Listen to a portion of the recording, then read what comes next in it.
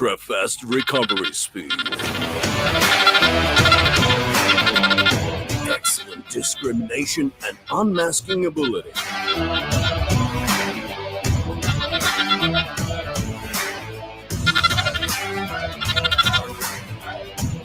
multi-frequency,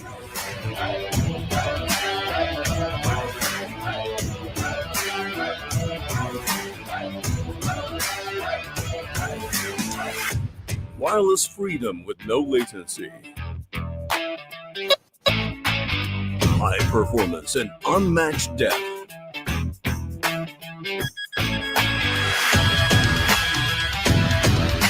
brings haunted out sites back to life. Cruise through treasures on land or underwater. Advanced Beach Mode offers very stable operation. Waterproof up to 5 meters. Vibration upon detection of target.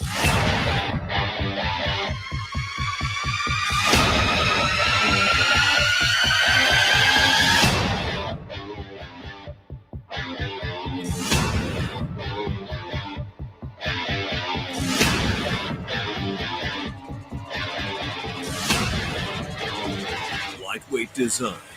Enjoy detecting for extended hours without fatigue.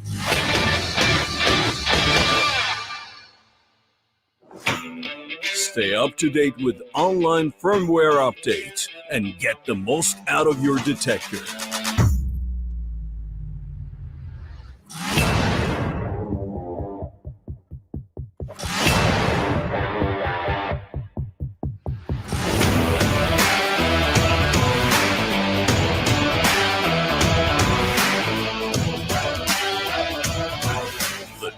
Macro Cruiser Series, all-terrain multi-purpose detector offering the best performance and depth at the best price.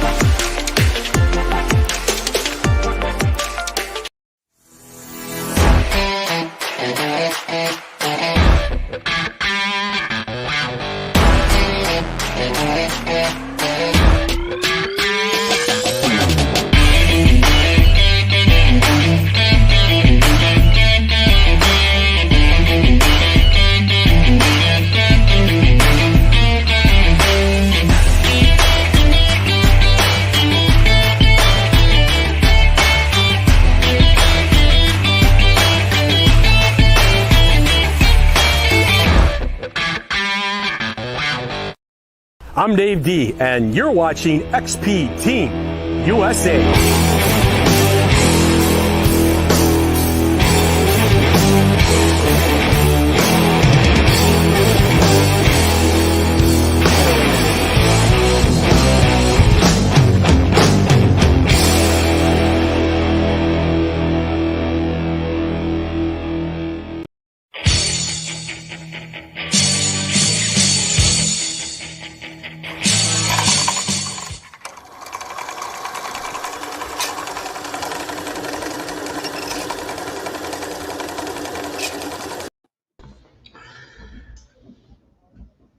Oh, sorry. I was watching the big detecting show. We'll get there shortly. Good evening, everybody. It's Thursday, it's 8 p.m, and it's the big detecting show with myself. And welcome back to my compadre, who I missed very much last week, Mr. Adrian Gayler. How are you, Squire? I'm fine, thanks, Dave. Yeah, nice to be back on and catch up with you and listen to what's going on in the world of detecting now. Well, we hope all is dandy and smooth in the Gayler household and beyond at the moment. Yeah, it's one of those things, isn't it? A death in the family. Bless him, my dad passed away, so yeah, quite sad, but he's in a better place now. So, well, we were all thinking about you anyway last week, young man. So, thanks, mate.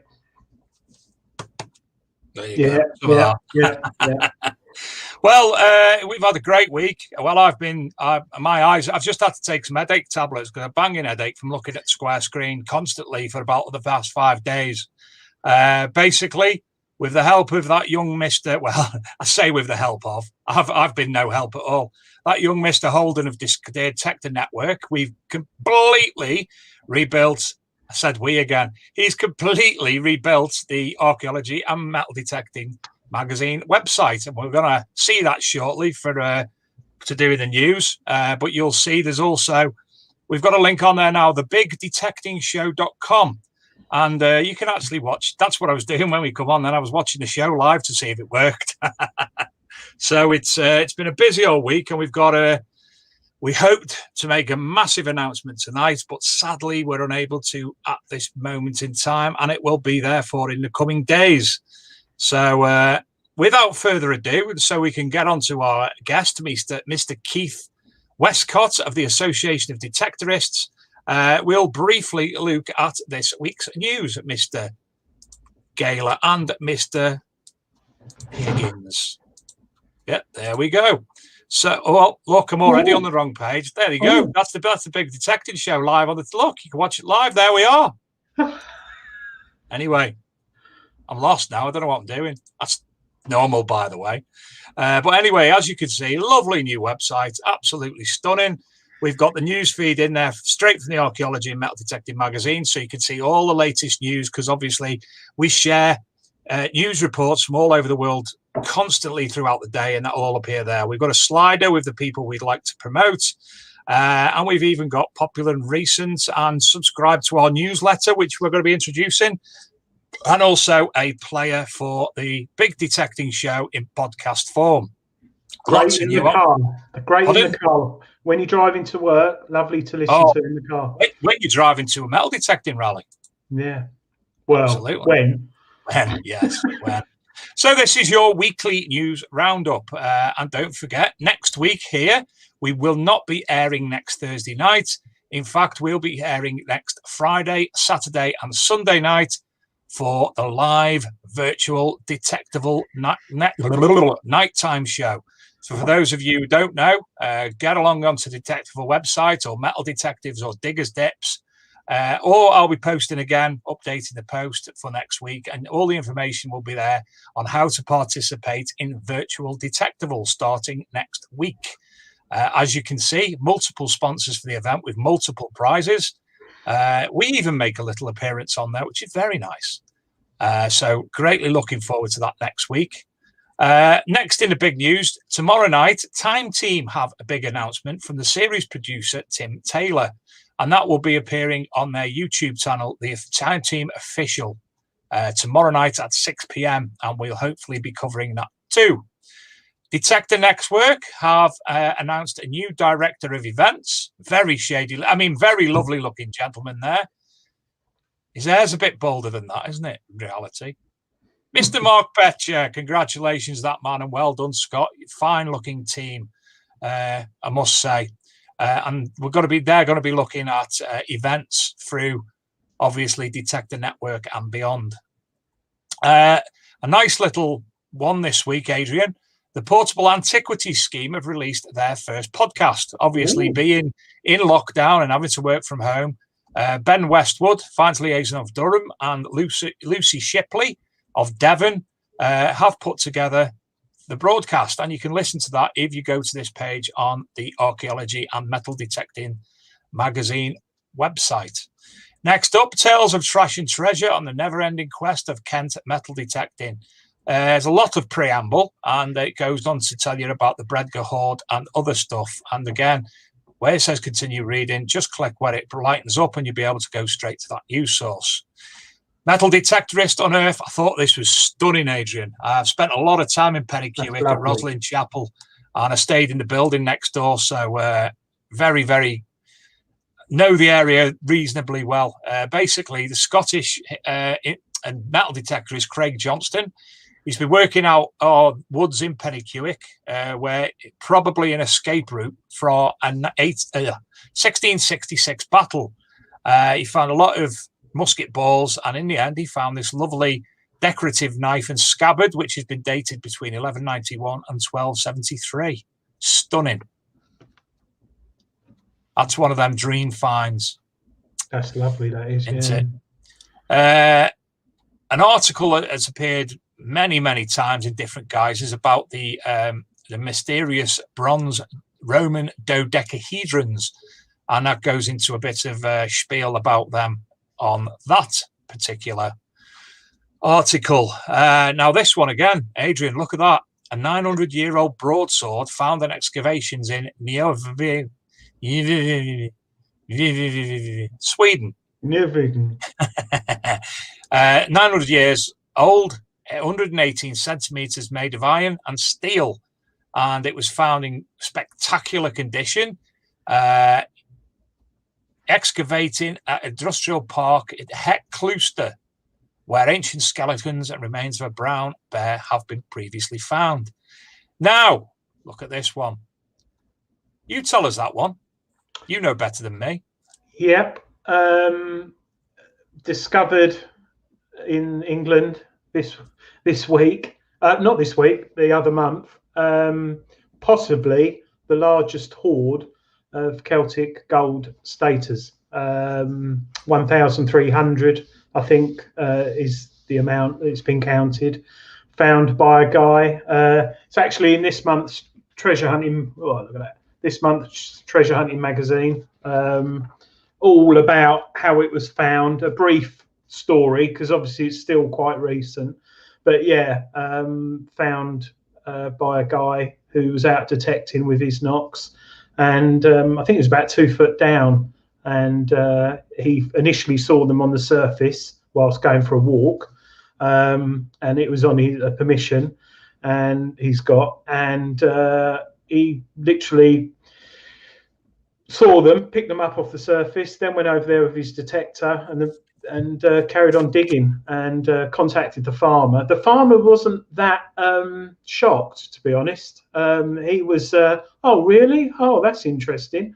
And then there's the landowner who doesn't live, he rents it out to the farmer. He was really pleased that it had been declared, because obviously something like this is very significant.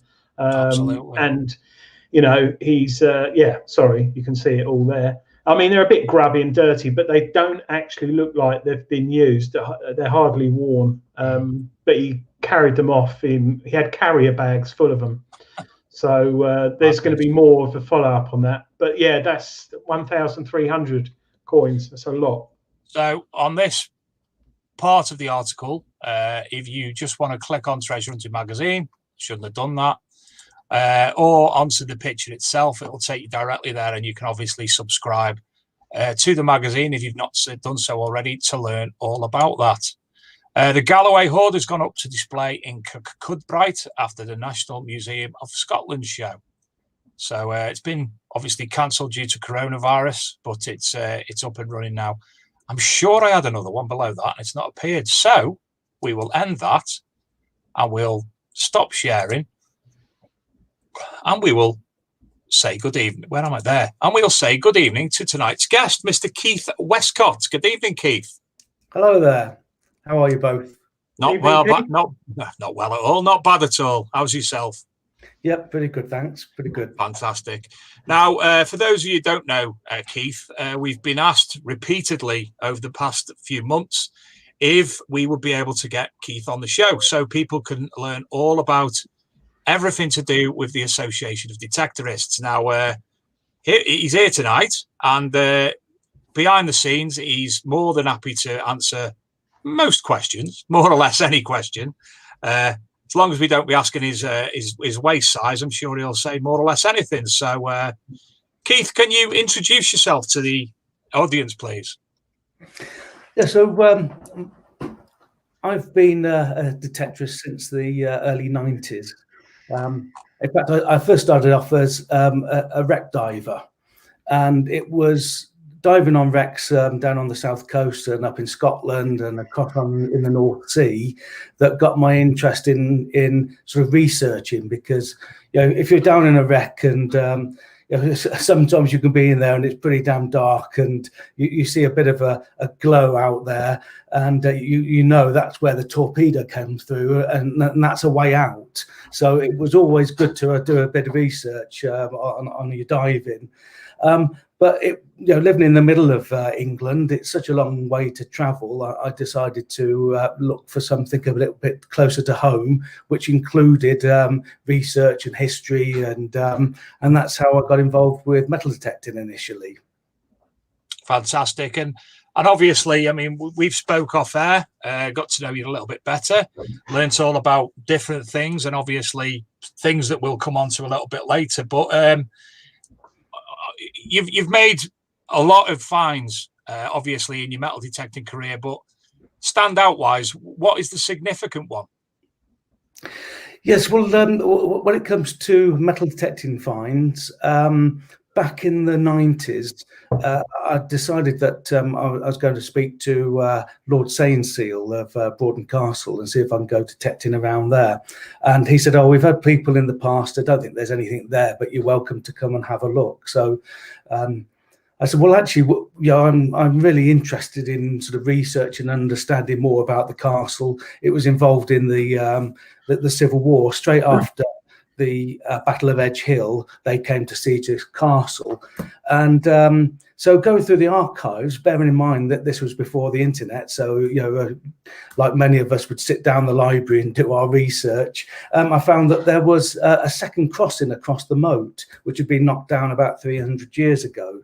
So I thought, wow, I need to look at the trackways going in and out of there and sort of understand what was going on. So that's where I went, and I ended up similar in some ways to the hoard that you've just been talking about, apart from these 16 Civil War coins, not 1,000 staters, but I got a signal, and I can't remember the first one. It could have been James I, I think, and I ended up getting a few signals in in the topsoil, and then I started to go down a bit deeper because there was more and more coins, signals coming from it, and I thought, even back in those days, that I was not comfortable about carrying on digging there. I could see that there was, what I thought was a hoard. So I went back to the owner and said, "Look, there's something really interesting here. I think we better get the archaeologists out." And we got in touch with the Ashmolean, and they asked me what it is I was trying to achieve. And I said, "Well, I'm trying to see if this was a buried hoard, if there was any point where they were buried in something." And I said, and they said, "Well, how would you do that?" I said, "Well, I'd go down, take it down in layers." And they said, "Well, actually, we're quite happy for you to carry on and do it." So that's what I did. I ended up excavating down, and right down, which must have been about 2.5 foot down, there was a sort of a dark indentation where I think these coins were had been purposely buried, probably in cloth or something which had rotted away. But the really incredible thing about it is, from 2.5 foot down, these coins made their way up to the surface. Wow. And I always said, I'm fascinated by the archaeology side of things, and there's this term called bioturbation, and it means the actual turbulence almost of topsoils and such from insects and worms and whatever, which bring things to the surface, and that's what happened over a period of 350 years or so. These coins had actually made their way up to the surface. Fascinating. Now, you also mentioned to me earlier in the day, now I don't know if you do have it at hand, but you mentioned to me about a medieval vanity mirror. Oh, yeah, well, do you know, I got really concerned about this earlier because I couldn't find it. And there was a couple of other things that I was thinking, and I thought, bloody hell, what the hell have I done with these? They're not in where they should be. And I remembered in the end that I've been trying to give them away to the local museum. and they keep ringing me and asking me to take it back again because they don't want it. So I've got a really incredible rosette military Roman first century brooch with a pin on the lot, cracking find. And no, they don't want them. And so that's where they are. They're sat down in Banbury Museum at the moment, so I can't show you.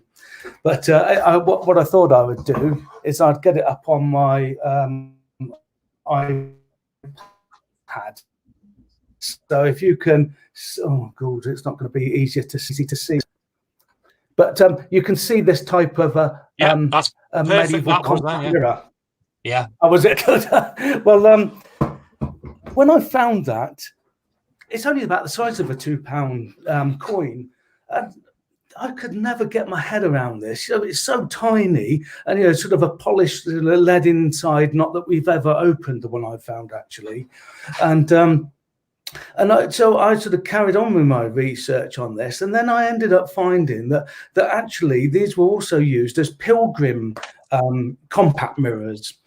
And evidently what they would do, they would head off down to Canterbury or whatever, and the first thing they wanted to do to try and get close to God is to go to the relics. That was the most sort of physical thing, tangible thing they could see as a link to the past. And what they would do, they'd get hold of this compact and they would open it up and get the image in that compact and close it and capture it, and then they'd wander all the way back, 50 miles back home again. And when they got back to their house, they would open it and let the image, let the spirit almost of it give good luck to the house. I see. Yeah, again, fascinating.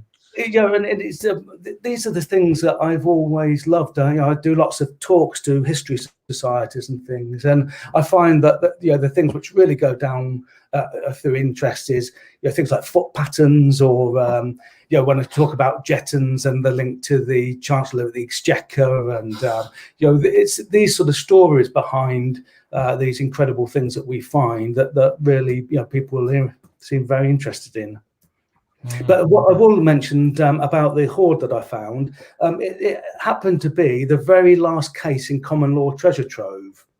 So if you think that's 1,000-year-old law, common law, and the very last case of that was me stood up in Crown Court in the dock in front of a jury and the coroner, and they deemed it to be treasure trove. Wow. But a year later, the British Numismatic Society said, well, hold on a minute, there's 3 coins there, which were ducatoons and patagons, Spanish coins minted in the Netherlands, and they really shouldn't have been in the country at that point of the siege, because they believe that Queen Henrietta Maria, when she was going off to sell off the crown jewels on the continent, she came back with ducatoons and patagons.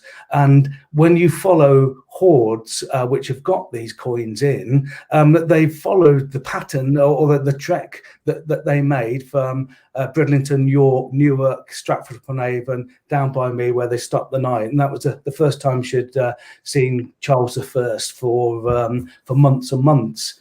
So again, it's not very often that you find a hoard and then you find that you think the owner of some of those coins, and it was the Queen of England. Wow.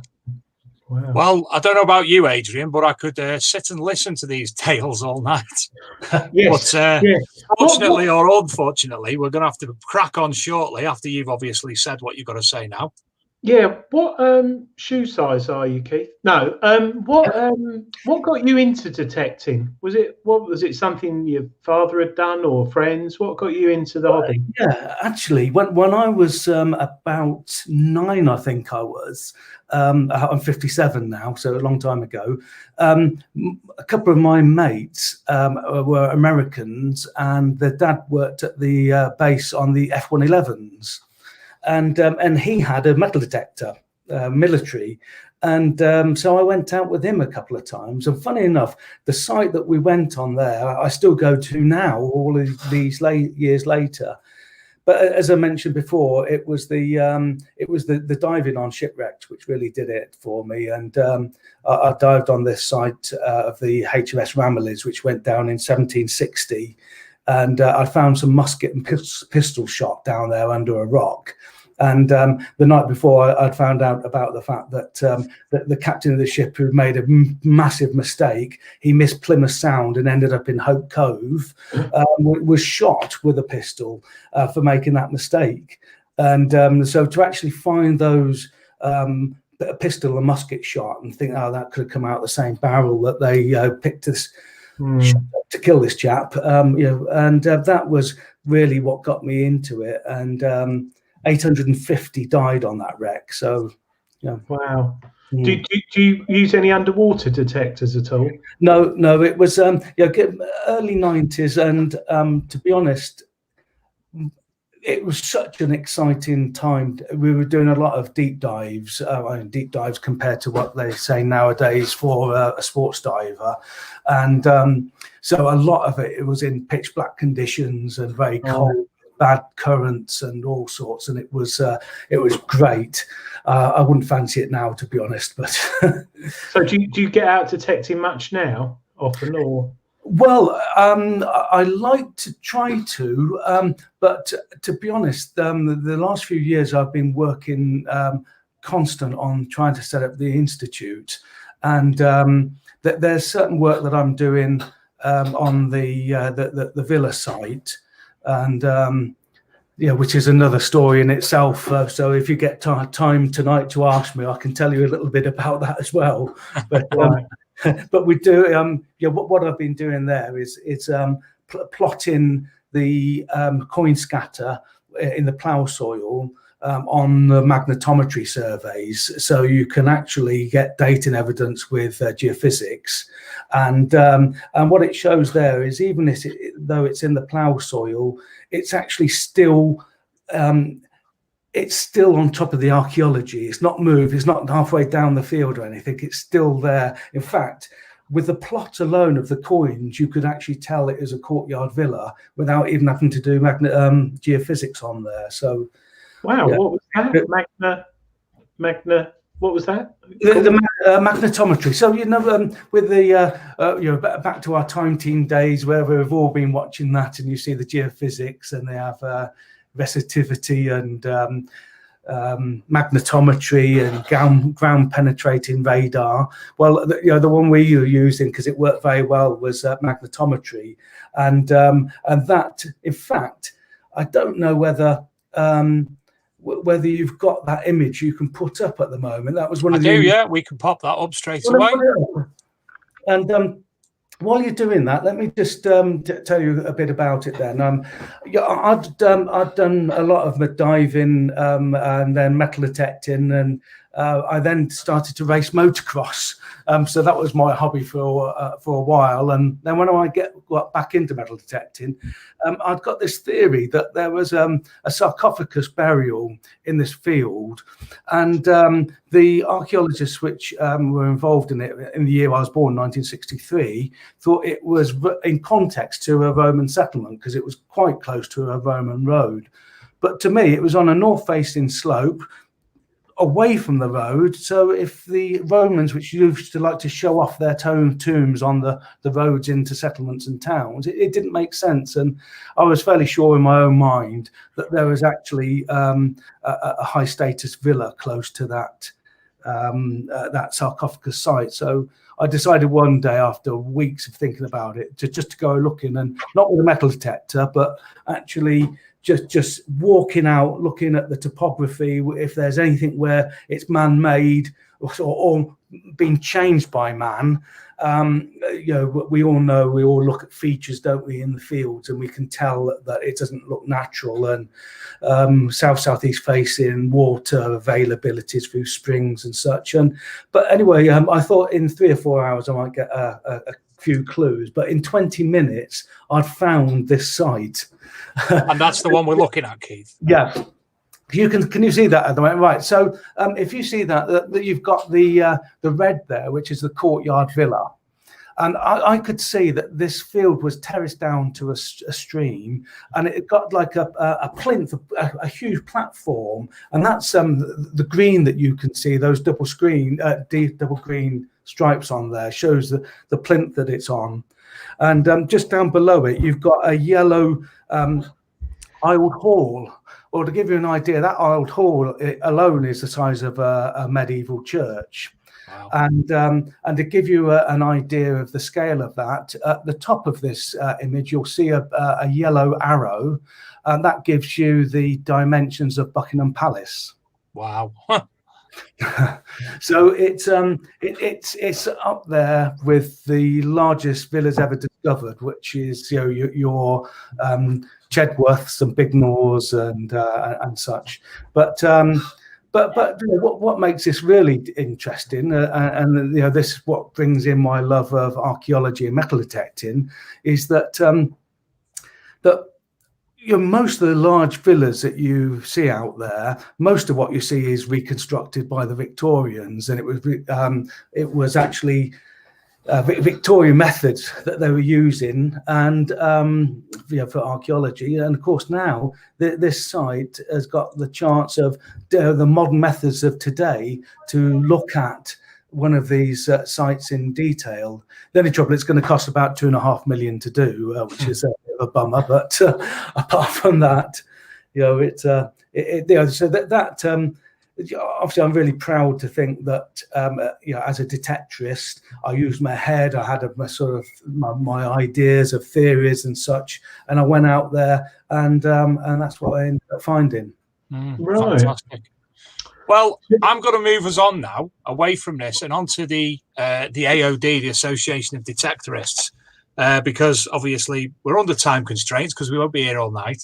And obviously, I want to get into it a little bit in depth because the majority of the audience tonight are watching specifically to learn more about the Association of Detectorists because they've heard about it in a good nature and in a bad nature. And tonight's show is to give you the opportunity to discuss it a little bit more in depth and to speak to people directly and to tell them the actual aims and objectives of the Association of Detectorists. So again, can you introduce the Association of Detectorists, please? Yes, well, the Association of Detectorists, I set up as a community interest company, so a not-for-profit body. The reason being is to get to an institute, you've got to be able to show to Companies House that you've gone through all of these different stages to then be given the position of institute. So we've been working with Companies House for a couple of years now, and it's only now that that we're just starting to open up to membership with the association. And the reason for that is that the institute, which is what it's all been set up for, it's still going to take us a good 9 months or so before we're in a position to launch that. So we're very involved with the Historic England funding, working through a feasibility study. And that means that really all we're doing is that we're asking the questions out there, whether this is something which is going to work or not. And so quite often people say to me, well, what's your main aims and objectives of the institute? And we can't say that because we're still trying to work that out at this point. And that's why we've got this large advisory board and focus group, over 80 of us now working on this, and we're just about getting to the stage where the detectorist side focus group will be assisting us in this. So I know it's been confusing for people out there, but basically the association was set up because that's how the legal vehicle moves forward into an institute. So that's why you've got two things there. Well, you've certainly answered one of the questions that Adrian have got. Adrian, do you want to elaborate on that question? Yeah, basically, I've had some questions that have been sent to me, Keith, via WhatsApp or Messenger or whatever from people. One I know, the others I don't even know who they are. So you all right if I just go ahead and ask you them? Yeah, ask away, please. Yeah. Right. I won't say the surnames just in case someone goes around their house and eggs their car or something. This is from Lawrence. What is the actual name? As on the website, it quotes Institute of Detectorists, Association of Detectorists, the Detectorists Foundation, the Association of Detectorists, CIC, and the Detectorists Foundation, CIO. Yeah, well, you can see the complications out there in trying to get this all put together. So the CIC, and you'll see this with the Veterans for Detecting as well, community interest company, and that basically means that profits need to be invested by law back into the community. So the Association of Detectorists, CIC, is the community interest company. The Institute of Detectorists is what we're working towards, but you can't just suddenly one day say, oh, I'm going to be an institute. So the work that we've been doing for education and such in over recent times have all sort of worked towards this point of having the Institute of Detectorists. Now, so that's all the same thing, really. So the actual name is the Institute of Detectorists? No, sorry. The actual name at this point is the Association of Detectorists, because we've not gone through the process, which is this project with Historic England, to get to the Institute. That's our goal. We're doing everything to get to the Institute, but that's going to be another 9 months of work before we get to that point. So the Association of Detectorists will then transition into the Institute. Right. Now, something I should have asked at the start. I do apologise for putting Adrian. Peter Ells brought up a question, and it should have been the question I asked first. What is the Association of Detectorists? Okay. The Association of Detectorists, as of almost now, it is basically a national body which looks to support the code of practice for responsible metal detecting, to work for best practice, to develop best practice, to work with the different regulations and laws within the UK, because as you can imagine, it's very different into, say, Northern Ireland than it is in England. Scotland, obviously, with the Scottish Treasure Trove, is a very different scenario. So it is now becoming a membership body.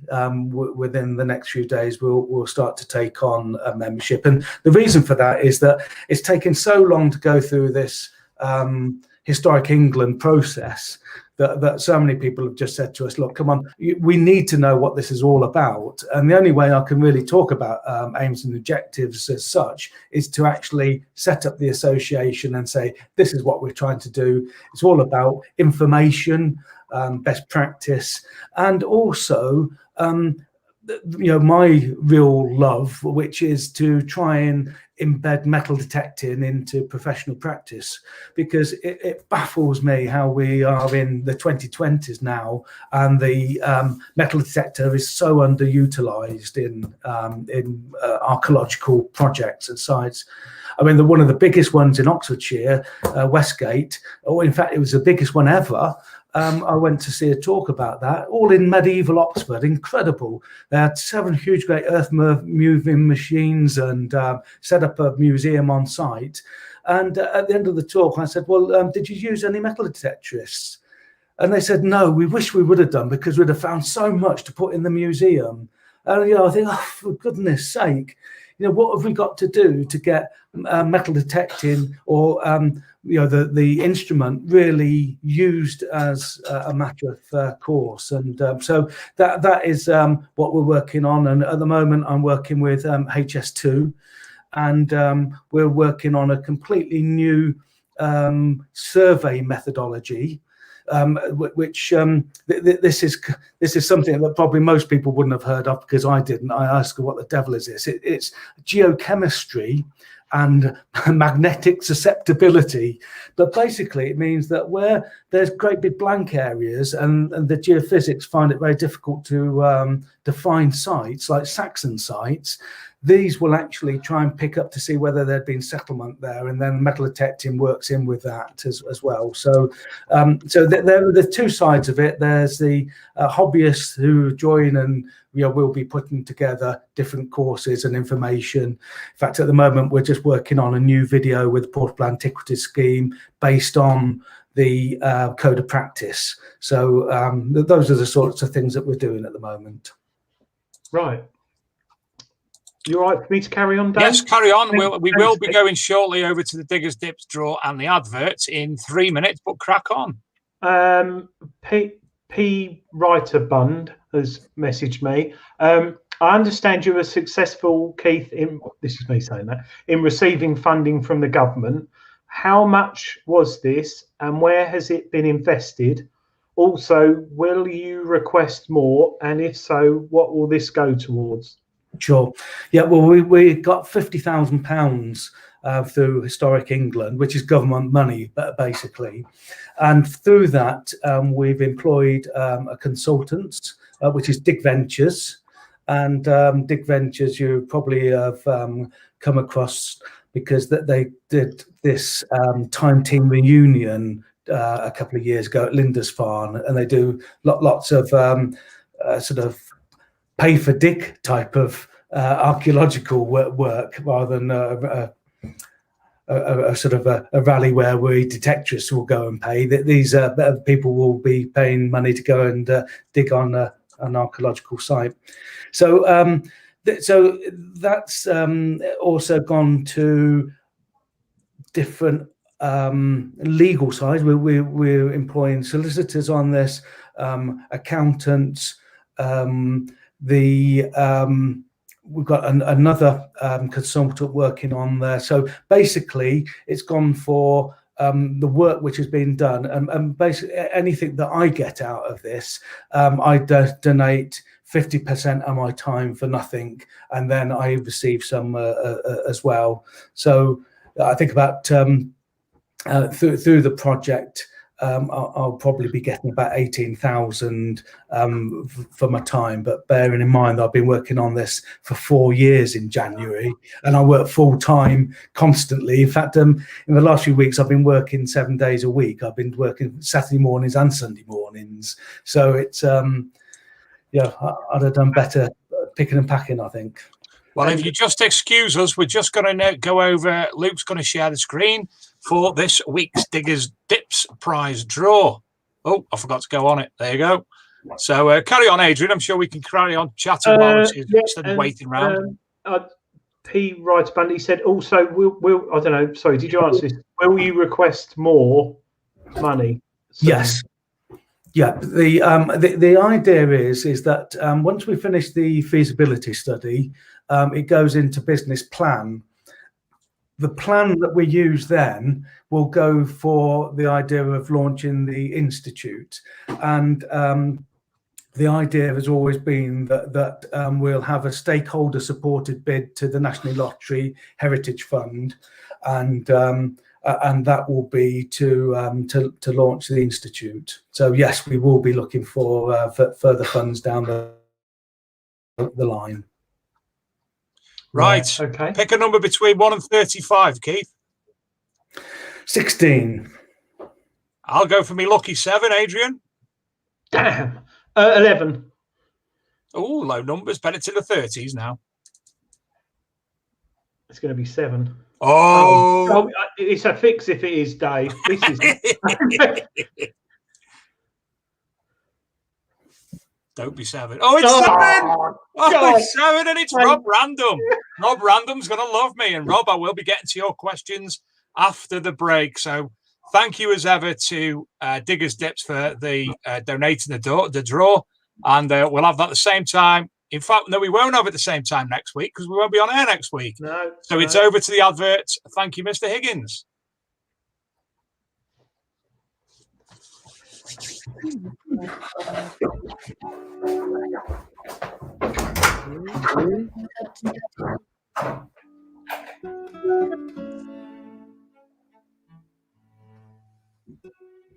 Are you looking in the fridge right now? Are you even hungry? Are you tired of watching Tiger King? Have you done any exercise lately?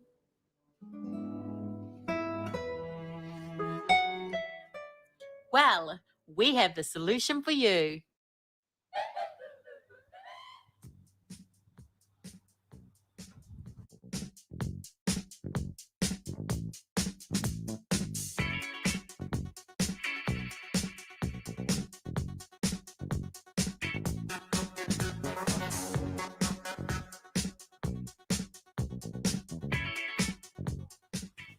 Everybody, so first of all, we're going to get warmed up. The first move we're going to do is pump in the detector. Now go. Now go.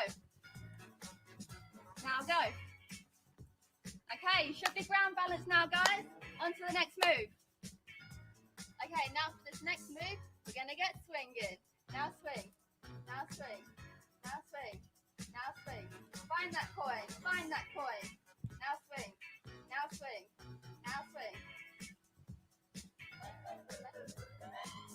Now you've found that coin signal, let's get pinpointed. Are you ready? And 1, and 2, and 3, and 4, and 5, and 6. Now you've found that coin, are you ready to retrieve it? Now dig. 2, 3, 4. Dig. 2, 3, 4. Dig. 2, 3, 4. Dig. 2, 3, 4. Now we've got to find the coin. Are you ready? Now squat. All right, this one's easy. On 3, 2, 1, and dig, and dig, and dig, and search, and search, and search, and dig. And I'm Dave D, and you're watching XP Team USA.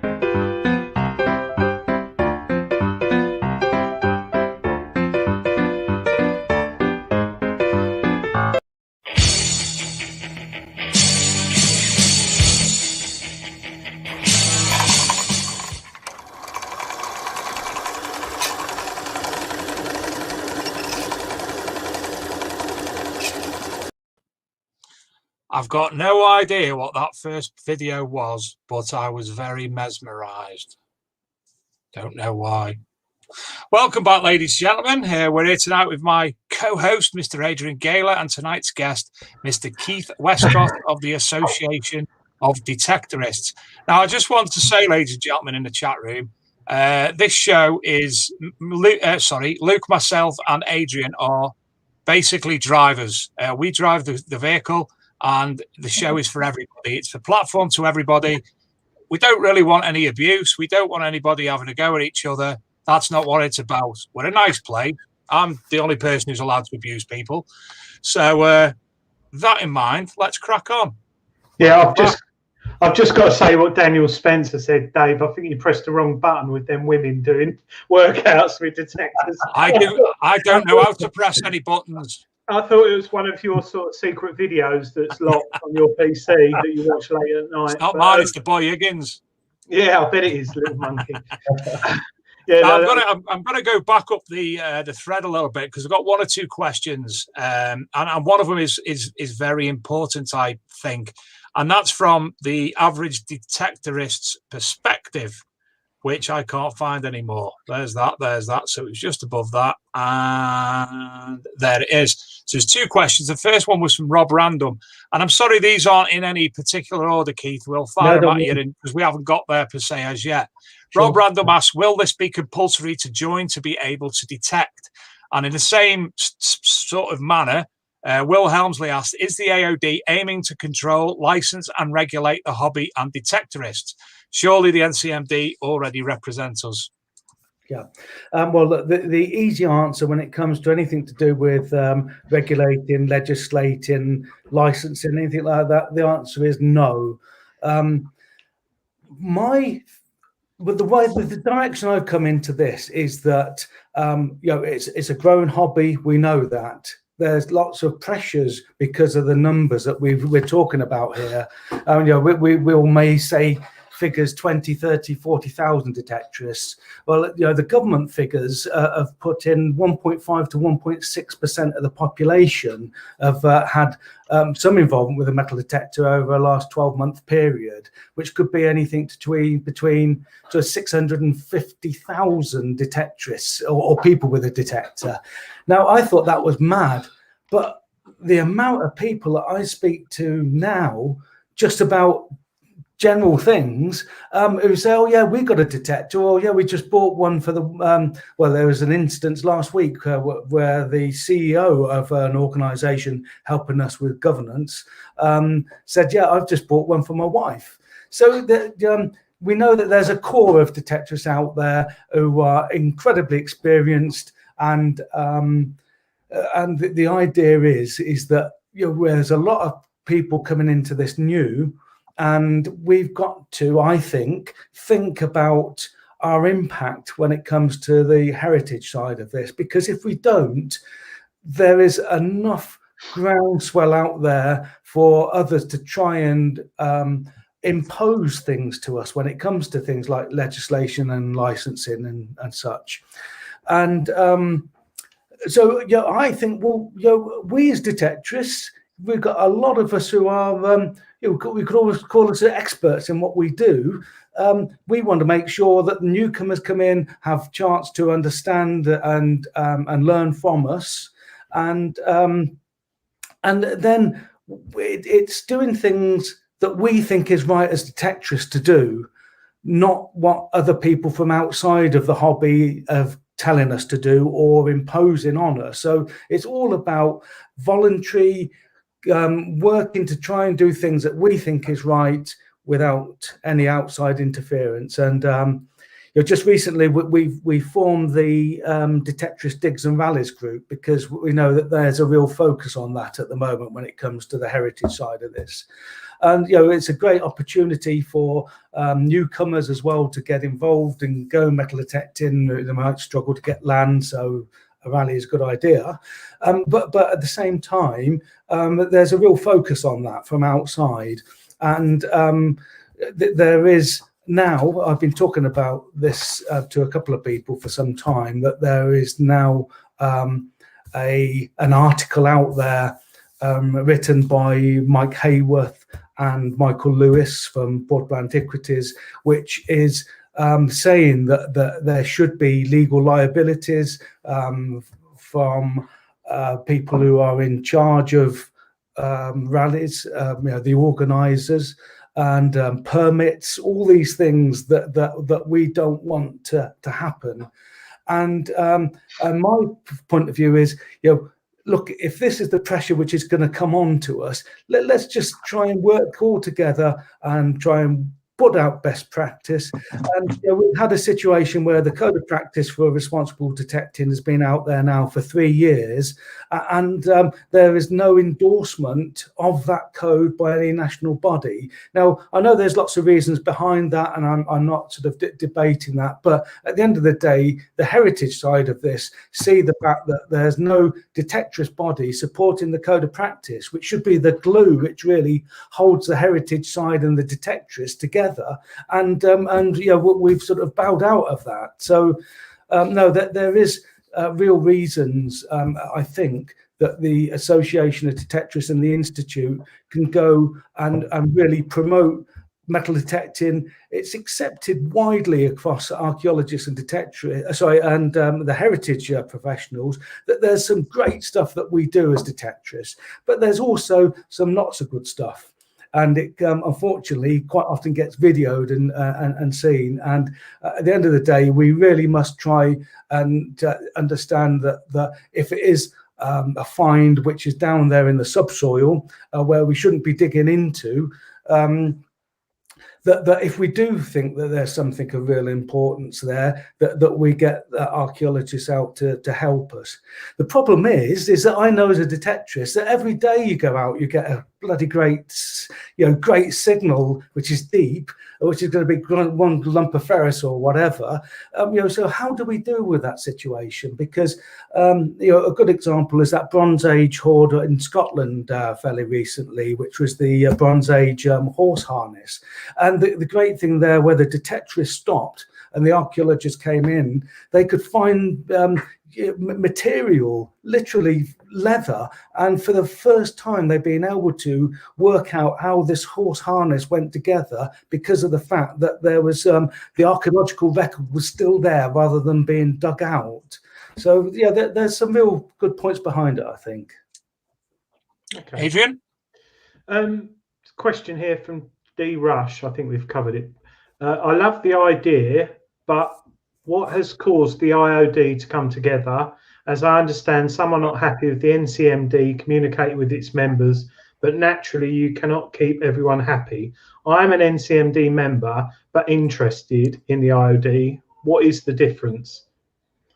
Yeah, well, I think the first thing that we should think of there is that I've been an NCMD member in the past, back in the 90s, and what I'm trying to do with the association and the institute isn't against the NCMD at all. And I think there's lots of room to have two national bodies out there working for the good of the interest. And the NCMD may come from a slightly different direction to what I do, but there's plenty of room for us out there to do it. And I really hope that in the future we can try and work closer together and see that we're doing this for the good of the hobby. So yeah, that's how. Okay. He's also gone on to say, do you think there is an issue with this has just been sent to me, actually. He's sent me another message.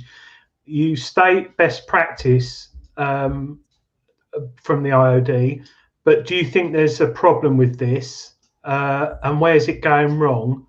Hence the portable antiquities. Oh, he's going on about stats. In Treasure Hunting magazine this month, there's a portable antiquities scheme annual report. And it clearly states in there that 90% of finds were recorded by metal detectorists, 4,000 individuals. So people are reporting finds. So what do you feel is not being carried out as best practice? I think where he's coming from. I mean, a good example, if we're talking about the portable antiquities as annual reports, if you go back through the last couple, I've not seen the most recent one, but take 2017, 93% was found by detectorists. Out of that, when it comes to things like pasture or woodland, anywhere where a plough hasn't been, there's only 2.5% of those finds found from that type of land. Now you only have to look through social media sites, rallies, and you can see that pasture is regularly almost targeted by detectorists, because the fines out there haven't gone through the tumble dryer of the plough and had the chemicals on them, so they're in a lot better condition. And so I think that the figures don't make any sense to me at all, 2.5%, because we know that the majority of the time it's arable land which is under crop, and but I think that the key thing to this, to me as a detectorist, is that if we don't detect on things like pasture, they're never going to be found. You're not going to get archaeologists going around in fields trying to find things. I know in finding a huge archaeological site, the difficulty of getting archaeologists involved in it, because everything's so costly and commercially driven.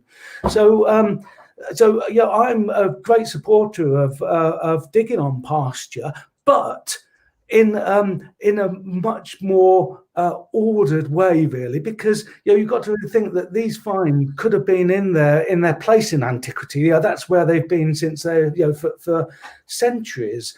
And the good example there, I saw a helmet come out. I can't remember what it's called, where you've got a bear on the top of it, and everything else around it was actually ferrous, which was all rotting away. But if you'd have done that as a detectorist going into pasture, we would have just dug straight through the lot and picked out the actual non-ferrous part of it. But the actual helmet itself, would have been destroyed in what we're doing. So, I haven't got an answer to this, because it's not easy to know when the code of practice talks about things don't damage the archaeological value of the land. Think about the stratified deposits. These are all parts of the code of practice.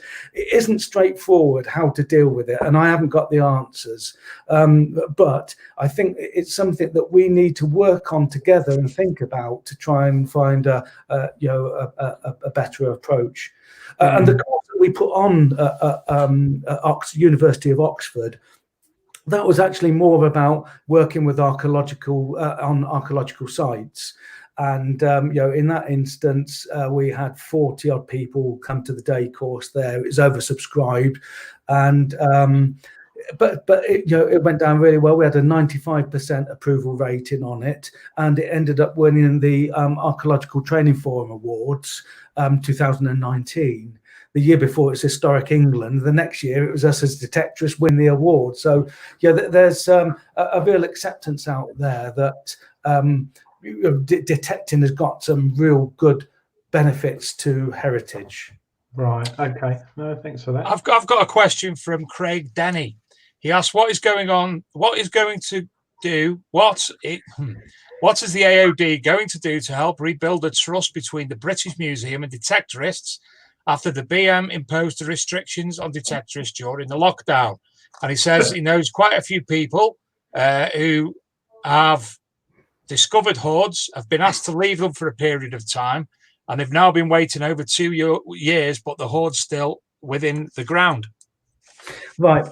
Well, I think the first thing is I think that's unfair to say the British Museum had anything to do with that lockdown, because they were asked, through Portable Antiquities, for advice of what to do over these periods. Like the first lockdown period, you can see that there is issues or concerns about, what will happen if there's a hoard found, who's going to come out and do it.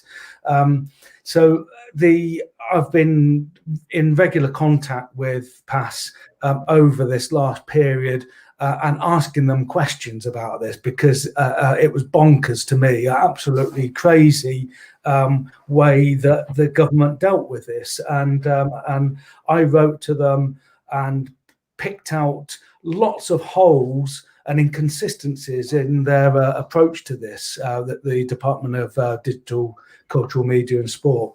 And the final really answer that I got back from this was that we hadn't been singled out. What had happened is, when it comes to things like fishermen and rough shooting and things like that, it was the national bodies involved which took their own advice and legal advice on this, and they then said to their members that this is what you can do. Because I wanted to do exactly the same, and they basically said to me that, yeah, okay, but on your head be it, because if you go out there and give advice to detectorists that you can get out and detect, like you can rough shoot and fish and whatever, that if anything goes wrong with that, it's down to you with your advice. And I said, well, I can't do that. I mean, it'd be a mad thing to do. But if you look at the wording from most of the outdoor recreational bodies out there, you'll see that it was all their own interpretation of what the guidance said. Now, I've got another question that I think's very important question, to be honest. It's from Darren Booth, History on Earth, and the reason I asked this, I will add a little bit onto the end. He says, as an NCMD member, I'm being made to understand, wrongly or rightly, he's confused, that the AOD are a threat to the hobby. He's here to try and understand. And I'd like to add to that, Keith, can you explain to the general metal detectorists, the general hobbyists, what AOD would be able to offer the general metal detectorists, the normal man on the street? Well, I see this as the sort of interconnection, really, between archaeology, heritage, and metal detecting. And my view, whether you agree with it or not, is that if we want our hobby to continue with the freedoms that it's got, we've got to try and put things in place between us to make sure that we're not having others out there telling us what we should and shouldn't do. And as I say, the article out there today has actually gone live saying that they feel that there should be let me read this to you quickly, because then you'll see what I'm saying. This says, the law also needs to ensure that organisers take more responsibility, perhaps giving them a legal liability, and assume that the associated costs with compliance of the law and best practice to ensure that treasure is reported, in situ archaeologies is dealt with properly, and fines are not exported without the appropriate checks. So they're actually saying that you as organisers, there's plenty of organisers will be watching, that you could be legally liable for this. Now that is frightening. So it goes on to say, for too long, organisers have been able to hide behind the finder, but in the case of other areas of mass participation, such as music and sporting events, the organiser has a responsibility to ensure that the law is followed. Why should metal detecting rallies be any different? And a comparable permit system could be put in place to regulate these events, to facilitate the enforcement of good practice and provide options for the rejection of rallies proposed for sensitive archaeological sites. If you're going closer to an archaeological site with a rally. So there it is there. The digs, Detectorist Digs and Rallies group, what we've done in setting that up is knowing that these things are coming and saying we don't want to be told from outside of the interest that this is what you got to do, this is legislation they're talking about here. The support that we've had from Digs and Rallies organisers, I think we've got 62 in the group, about mid-30s have put through their logos to go onto the Association of Detectorists site to say that they're not only supporting the code of practice, but they will actually work for best practice and work together for the best of our interest. And we've got to think of our interest not just as detectorists. We've got to think about where we are in society, really, to make sure that we do good for everyone. And it's that balance which will then allow us to continue like we are for years to come. I don't know if it's a good word, but self-regulating. It's a word that's often used. It really just means that us involved in the hobby ourselves can think between us what is right and wrong moving forward.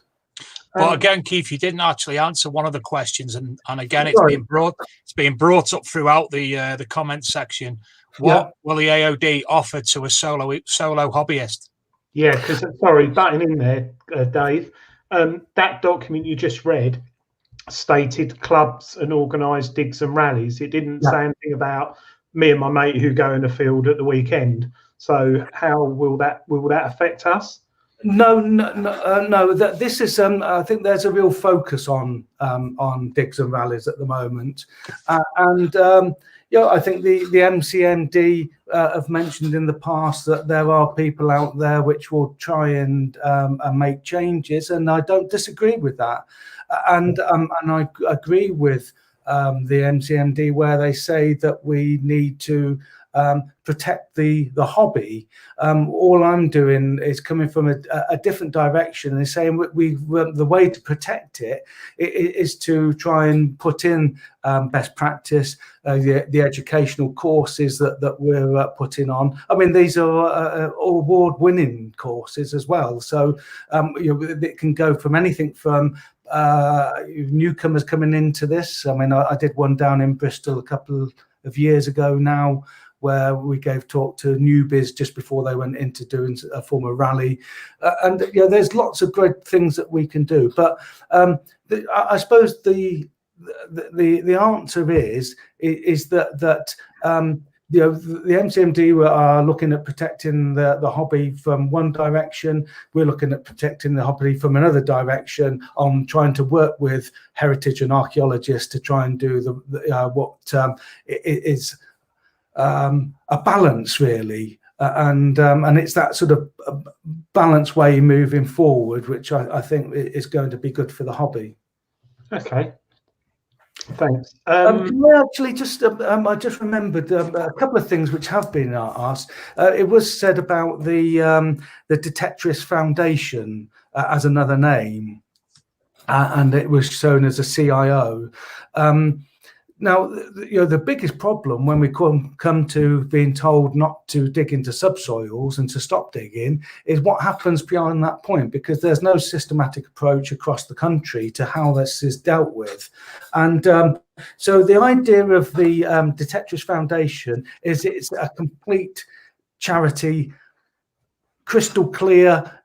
Every penny which will be raised will go to trying to help this situation, so that we've got people across the country. So on a Sunday afternoon, a hoard's found, a phone call is made, and there can be a pot of money there for an archaeologist, £300 or whatever, to come out on a Sunday afternoon and deal with the hoard. So it was Craig who asked about that earlier, didn't he, saying about the issues to do with hoards and archaeologists. It's a real problem, but why don't we as detectorists, we're the ones who are almost creating that scenario because we're finding it, why don't we put in place ourselves a scenario that we can get our finds that we want to treasure ourselves and love, you're looked after in a way that then it goes into the heritage side, for conservation and such. But I think it would be great if we can try and work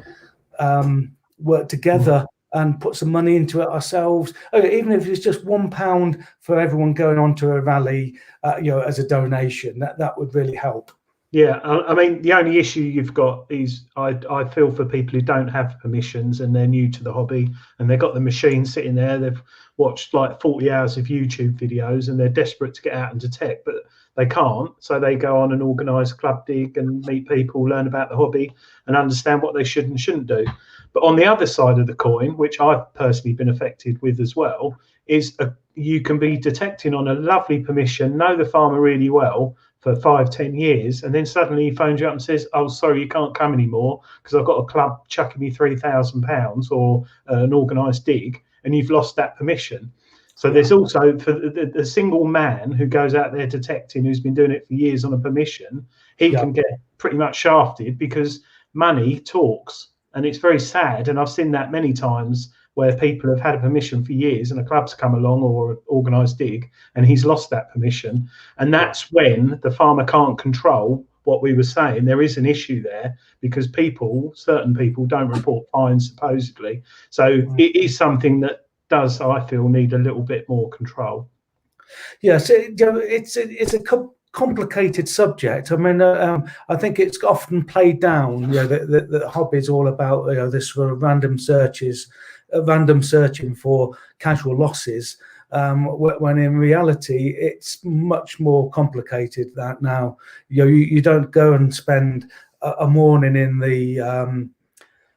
the library any longer. Within minutes on the internet through LiDAR and ArchaeUK and things, you can find sites to target where even the landowner doesn't know he's got archaeological features on his land, so it's much more complicated than just turning around and saying, "Oh, well, I don't know what the AOD are doing here." It's these things do need to be looked at. And the thing is, when it comes to the digs and rallies, that there's never been a home for them at all.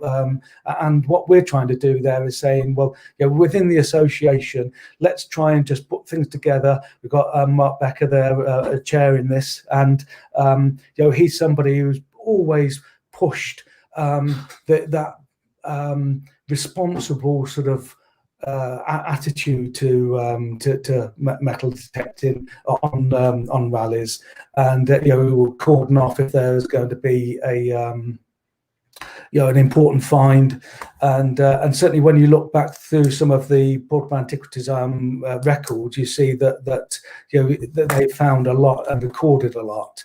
So it is all about trying to just have this approach.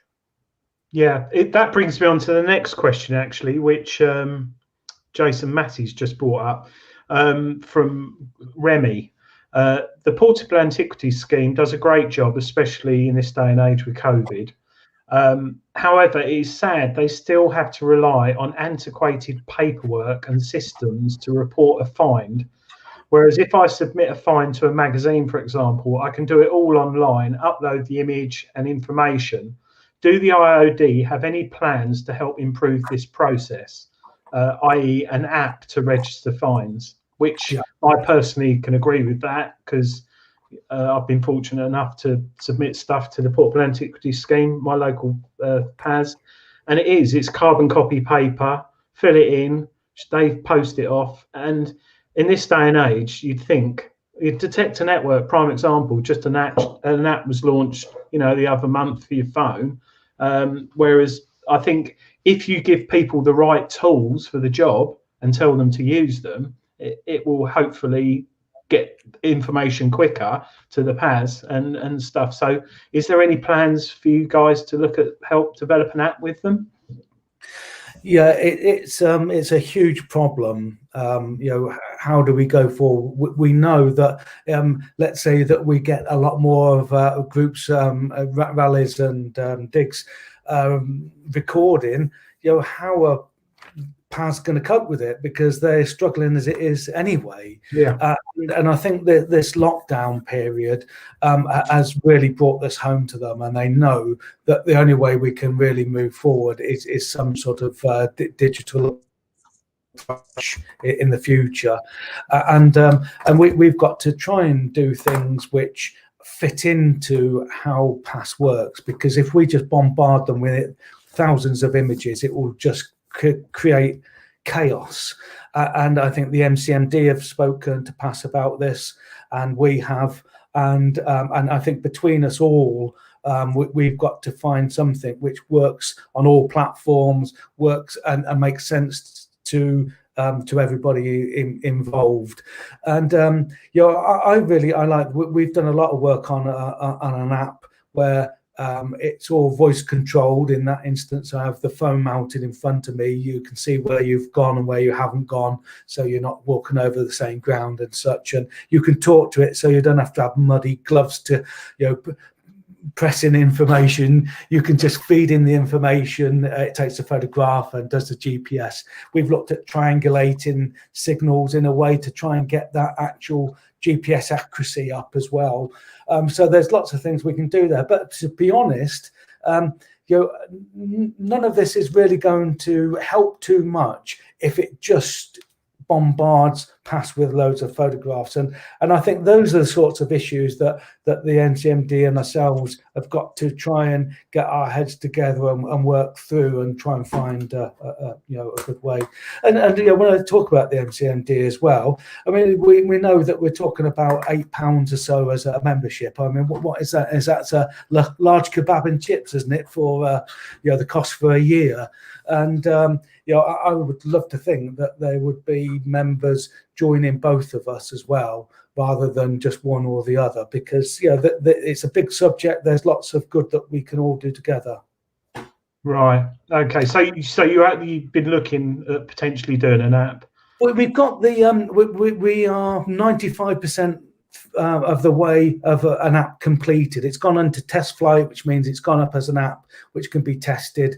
And but again, to me, that's probably more about trying to make sure that we're recording properly as we're digging, rather than passing that straight to PAS. I think when you get it back home, that's where it's got to be photographed in a much better way. And I think there's other places like is it Denmark and Holland are now working on these digital type of schemes. So it is being done in different countries. So I'm sure that through next year, PAS will be working on a system that we can try and integrate with. Okay. Now, to the person who seems to think that I'm picking and choosing my questions, that is most certainly not the case. I had an abundance of questions before the show sent to me, as has Adrian.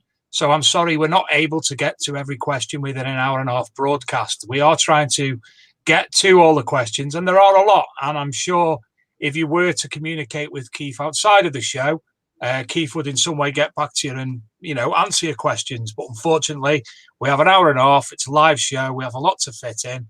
And I'm certainly not picking and choosing my questions, as is the case when I ask the next one, which is, and this is a text one, so I'm reading it out. Is it fair to say that for all the good work the NCMD does, that they seem to want to separate the hobby from archaeology? Would I be right by saying that the IOD looks at this differently and wants to make this relationship more harmonious? And if so, how do you see this working? Yes. Again, I think we're just coming to it from slightly different directions, and I just don't want this to be seen as if we're trying to go up against the NCMD on this. I think it makes sense for us all to work together on this, but our perspective is coming in from the heritage side. We're just joining the Heritage Alliance. So where the MTMD are with the Sports Alliance, we know that the Department of Digital, Cultural, Media and Sport, we're aligning with the cultural side, which is cultural materials and heritage, and MTMD align with the sports side of it.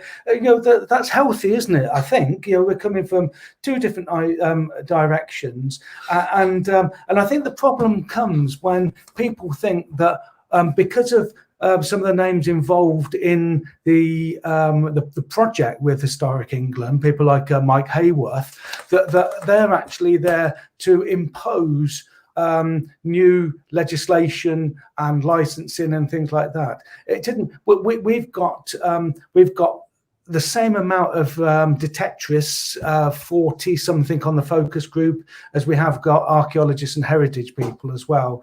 And so between us, we're trying to find that sort of middle ground, and it, to me, it's like a seatbelt. I heard the other day Sterling Moss was really dead against seatbelts and we've just seen that terrible crash on Formula One. We get to a situation where you jump in the car and you expect people to put seatbelts on.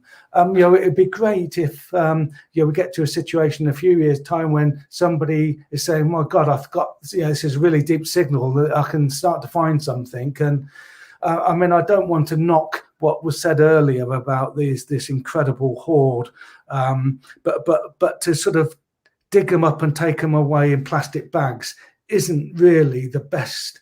The best way of doing it. There may be reasons why he's done that, because he's worried about the value of the hoard or whatever. But I think it was to be fair, it was on a public footpath, and when you're looking at potentially what could be £500,000 worth of gold, I think that's why he moved it. But he did keep all the soil and the remnants in the bag. Yeah, good. I mean, it's a difficult one, but the thing is, what we've got to look beyond, I think, at times, is the monetary value of these things, and think of the historical and heritage knowledge and value of what we're finding. And I think you'll find very soon that the new Treasure Act will come out and start to get us to think a little bit more about items which aren't necessarily precious materials at all, but are precious historically.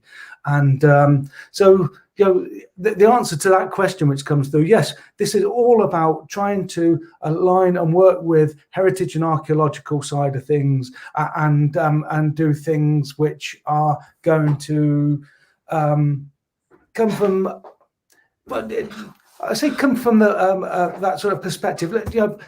Put it this way: when you're detecting and you find something, that individual find, you don't know whether that is part of a wider deposit, of an archaeological deposit or not. And it might not be for 50 years that something else is found, and there's a sort of a contextual relationship with it. A great example for that is things like Celtic coins, or we're on a point here where we've got the Catapholornes coming on one and the Dubonis coming from the other side, and where the coins are is giving us an idea of where the borders are in these tribes. We don't know until years gone by that the things that we're recording has got some sort of relevance. So am I going off on one there? I don't know. No, it's interesting because Dave Taylor in the chat has just commented about the PAS should put a pamphlet in each new box with websites to read the rules. And it's true, because if you go out and buy, I don't know, take for example in the late 70s, early 80s, you bought a box of fireworks and you had to have the firework code in the box. All right, you won't blow your head off with a metal detector, well, unless you get a mine. But you're obviously not me, are you? No, but it's a good point. If you buy a metal detector, there should be a document in there stating, the Institute of Detectorists, NCMD, or whatever, or go to this, because I think Dave, you mentioned it, or someone said with the lockdown rules where people were getting confused, it was saying you can detect in public places. So people were detecting in parks, and when they were stopped and questioned by the police, they just showed them their phone with what the guidelines were, and the police let them carry on, in a playground, in a park. So it is a bit bizarre that for the sake of not a lot of money, a pamphlet could be put together, and every single distributor and dealer in the UK has to put one in a box. Well, I think that's a good point for me to say what we're trying to do with the Association of Detectorists at the moment, because there are a lot of people out there who think that this is all about us trying to impose things where it isn't. And so what we've done is to think, well, who are the people out there which are really influential in the hobby? When you look at it, it's a show like this, it's the magazines of the searcher and treasure hunting, it's the manufacturers, and it's the distributors of these. Because at the end of the day, if anybody can get the information back out, like you've just said, it's when newbies are coming in and buying detectors, and when that's always a good example, I think, really. I think where, leisure promotions and Regtons were just saying in the chat, they do that. They put it in the box. I think the issue we've got is more with certain large e-commerce sites that aren't if someone's going to buy a detector, I'd say do not buy it off wingwangwong.com or a large e-commerce site where it's got loads of reviews. I would say go to your local dealer and find the right machine. So it's bizarre that they're doing it to help the hobby, but you can sell it eBay or anywhere without that information. It should be not a legal requirement, but it should be almost, on that. Adrian, can I just interject? There's actually no such website as wingwangwom.com. I've actually just checked, and there isn't on. And I also want to point out it's 9:30, so we are going to be wrapping up shortly as well. Oh, you want to watch I'm a Celebrity? let me just come back on that quickly then. I think there are things in the code of practice which are very complicated, like understanding the archaeological values of the land and the stratified deposits and such. So there's things that we need to try and explain better moving forward, which can be put in the boxes going out with the code of practice and such. And so as I was saying, the advisory board that we put together now with the Association of Detectorists is to take all of these well-known, respected people in the industry to come together and make sure that what we're trying to do with the Association of Detectorists is for the benefit of detecting, and it isn't to do with any other sort of myth which has been sort of peddled behind that. And I think you've got our board as a photograph, have you, that you can put up? 1 moment. Because I think that that hopefully will be able to sort of explain where we're trying to go with this. Because if this was all about trying to do negative things, the last thing we would do is have advisors on there whose sort of businesses and livelihoods depend on working with archaeology. So I just want to point out before you actually go into that. An advisory board is consisting of people who are advisors to everything that's going on within the Association of Detectorists. Yeah. It doesn't mean that any of these are aligned with the AOD in any way, shape, or form. It's at the moment all have agreed to come together for the benefit of seeing the AOD does reach a level which they're all happy with. Am I right in saying that? Most definitely, because it's no good putting an advisory board together when you want everybody to say yes. This is all about people with knowledge and flesh in the game sort of thing to make sure that it's right. And so as you'd have seen up on there, you've got all of the main distributors with manufacturers and the main media side of it all coming together to try and work for the benefit of this hobby. I'm really very, very pleased that everybody has come in and is working together for this. So yeah, I'm very pleased with that. Oh, there we are. Yeah. I just mentioned the AFD receiving advice from key detectorist stakeholders. That's what it is. It's just advice from people which all believe, I think I'm right in saying, all believe that they're actually trying to develop best practice and this sort of an approach from within the hobby is a healthy thing for the hobby. Sorry, that's AOFD. Yeah, it's A of D. It's the A of D is the Association of Detectorists, and it will go into the I of D. Right. It was AOD and IOD, and there'll be people watching this at the moment which will know what that's all about. Okay. I'll say no more about that. I think the way I think because it's still early days, and you're putting a lot of work in, the way I can sort of in my head tell me if I'm completely off track here. I buy a car and I've got a handbook and it tells me how to drive that car and go from A to B and check the oil. If I want to find out more about that car and do more with that car, I get a Haynes manual without plugging Haynes. I don't work for them. And I can find out more and research more. Am I off on the wrong track there? Is that what I am? Not at all. This is why I'm always a bit nervous about saying education here, because some people will turn around and say, I've been a detectorist for years. Who the bloody hell is going to tell me what is right and wrong? And it's not about that. I did a 10-week course at Oxford, archaeology in practice. Now, I left school at 15. So by the age of 16, I'd done some of the most bloody dangerous and horrendous work you could ever imagine. So I didn't go down the route of universities.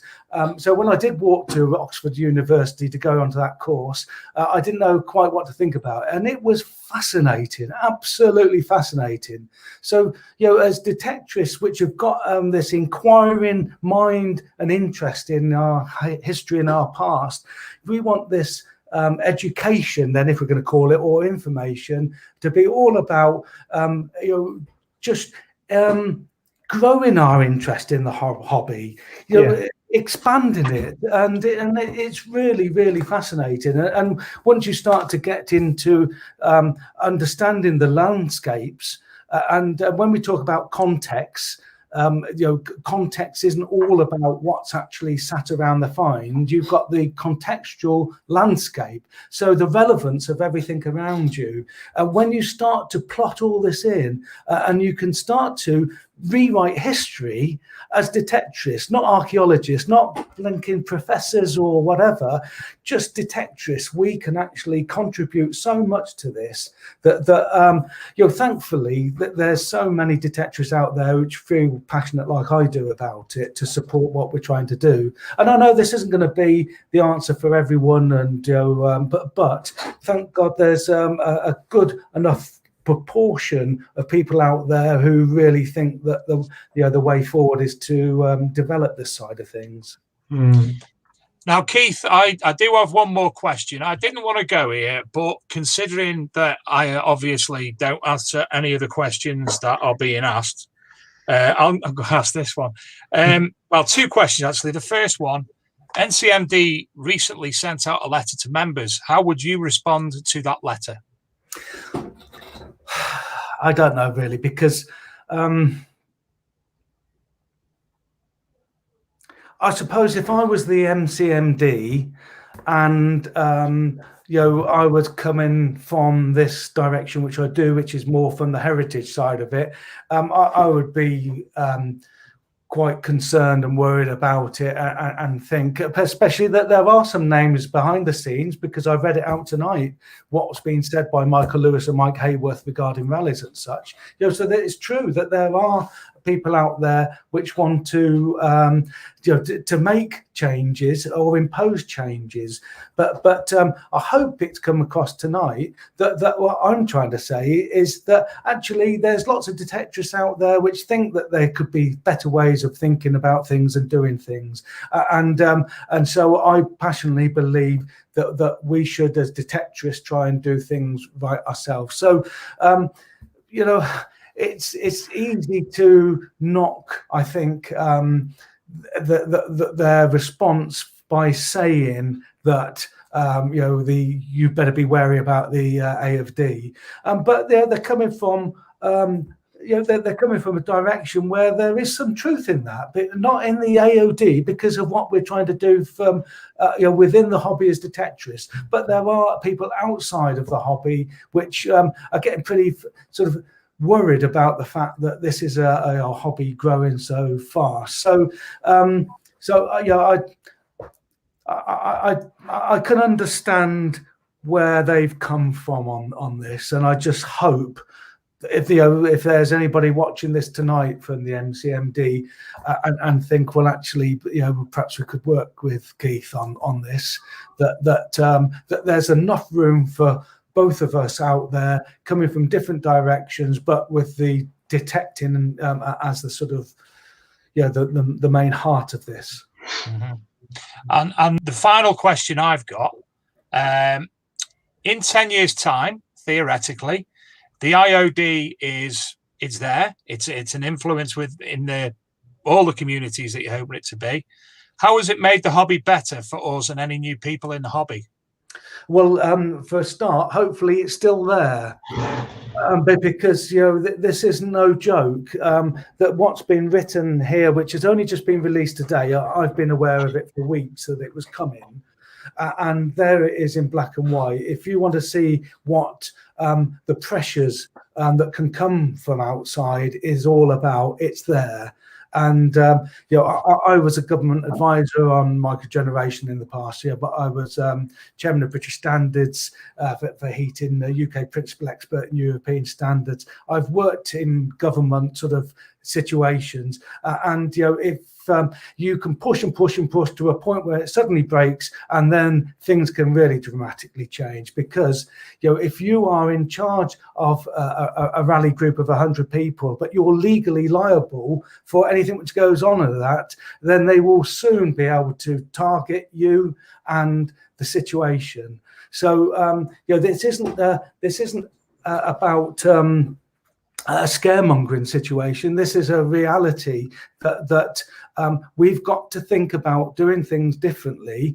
And this is what the DDRG is all about, because all of these rally organisers have come together to work together and to look at this. And we might have an educational course put there, which means that an organiser goes through this course first before he's then responsible and in charge of this.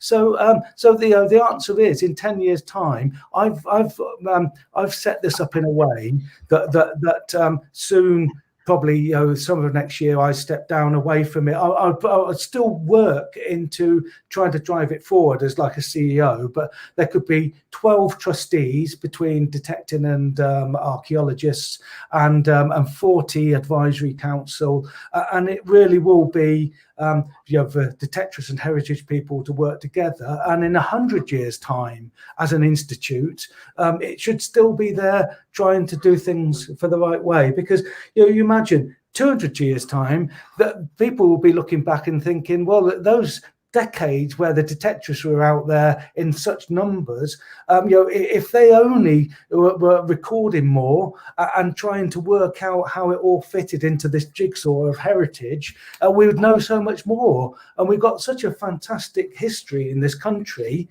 We should be doing everything to try and, I love history. That's my son, by the way, up there.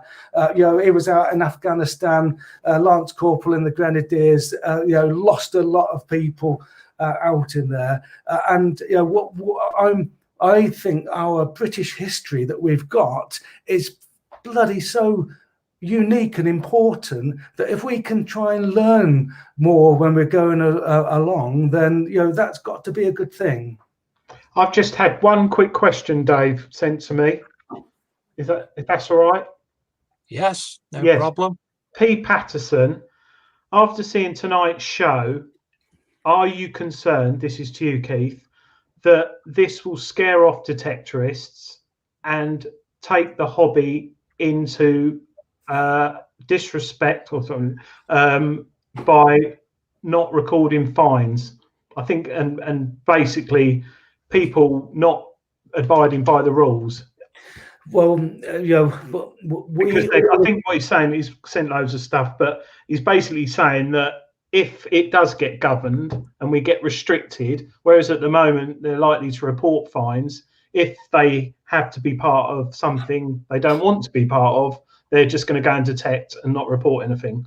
Because there is obviously, you've got to have the detectorists on the side, that's the key thing. And I think we have seen some stuff that people have said which it isn't, well, I don't think it's true. They're just seeing it as a threat. So is there any concern that it could cause adverse effect to the hobby by scaring people? Well, I mean, I hope what's come across tonight, and if it hasn't come across, I've done something wrong. It should be coming across that this is all about detectorists working together to try and work out the best way forward, which pleases everyone. The threats from outside is what we're trying to fend off. That's what we're trying to say. Look, don't come to us with saying that there must be legislation and permits and things put in place. Give us a chance to do that. And I had a meeting with the government this week, and I was with talking with the head of cultural material, and there will be a focus in the next couple of years on things like rallies, digs and rallies. But what they said to me was that now we've got a group where all of the people are coming together that we can work with and try and do something for the good of the hobby, because they don't want to see any imposing of licenses or anything. They want to see us trying to work within the hobby ourselves to put things in place.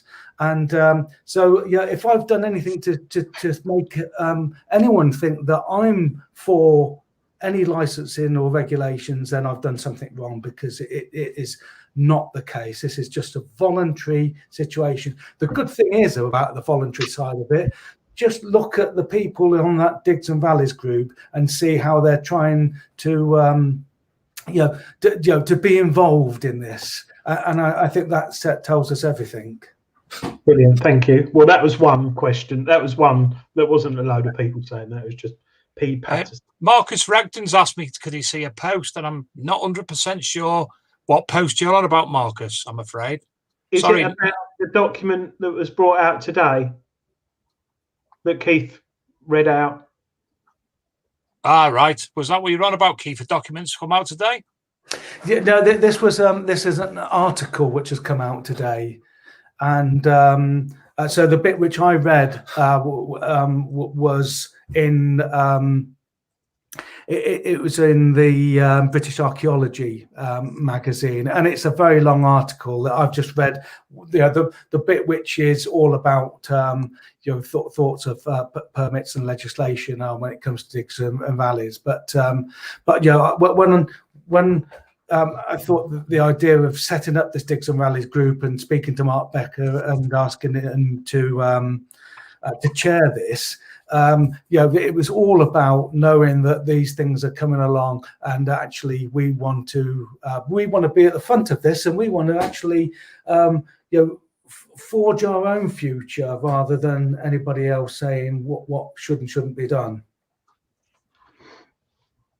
So that is an article. It's literally just come out today, that one.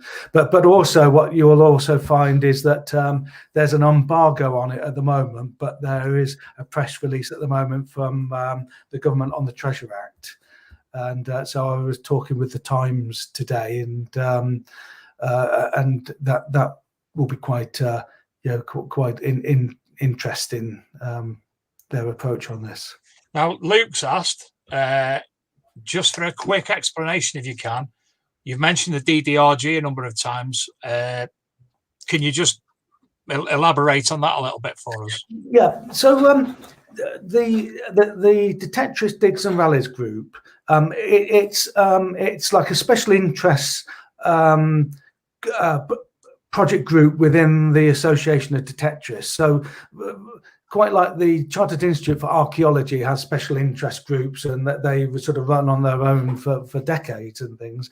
What we've done is we've set up this group, and one of the things that we've asked is if you are an organizer of a dig and rally and you want to be visibly seen to support the code of practice, and also want to be seen as trying to work towards developing new best practice for this, then send your logos through, and the new Association of Detectorists website will be out in the next few days, and the page there will show all of these different, and I think there's about 36 different groups in there at the moment, and around 62 members, and each member should be closely involved with digs and rallies.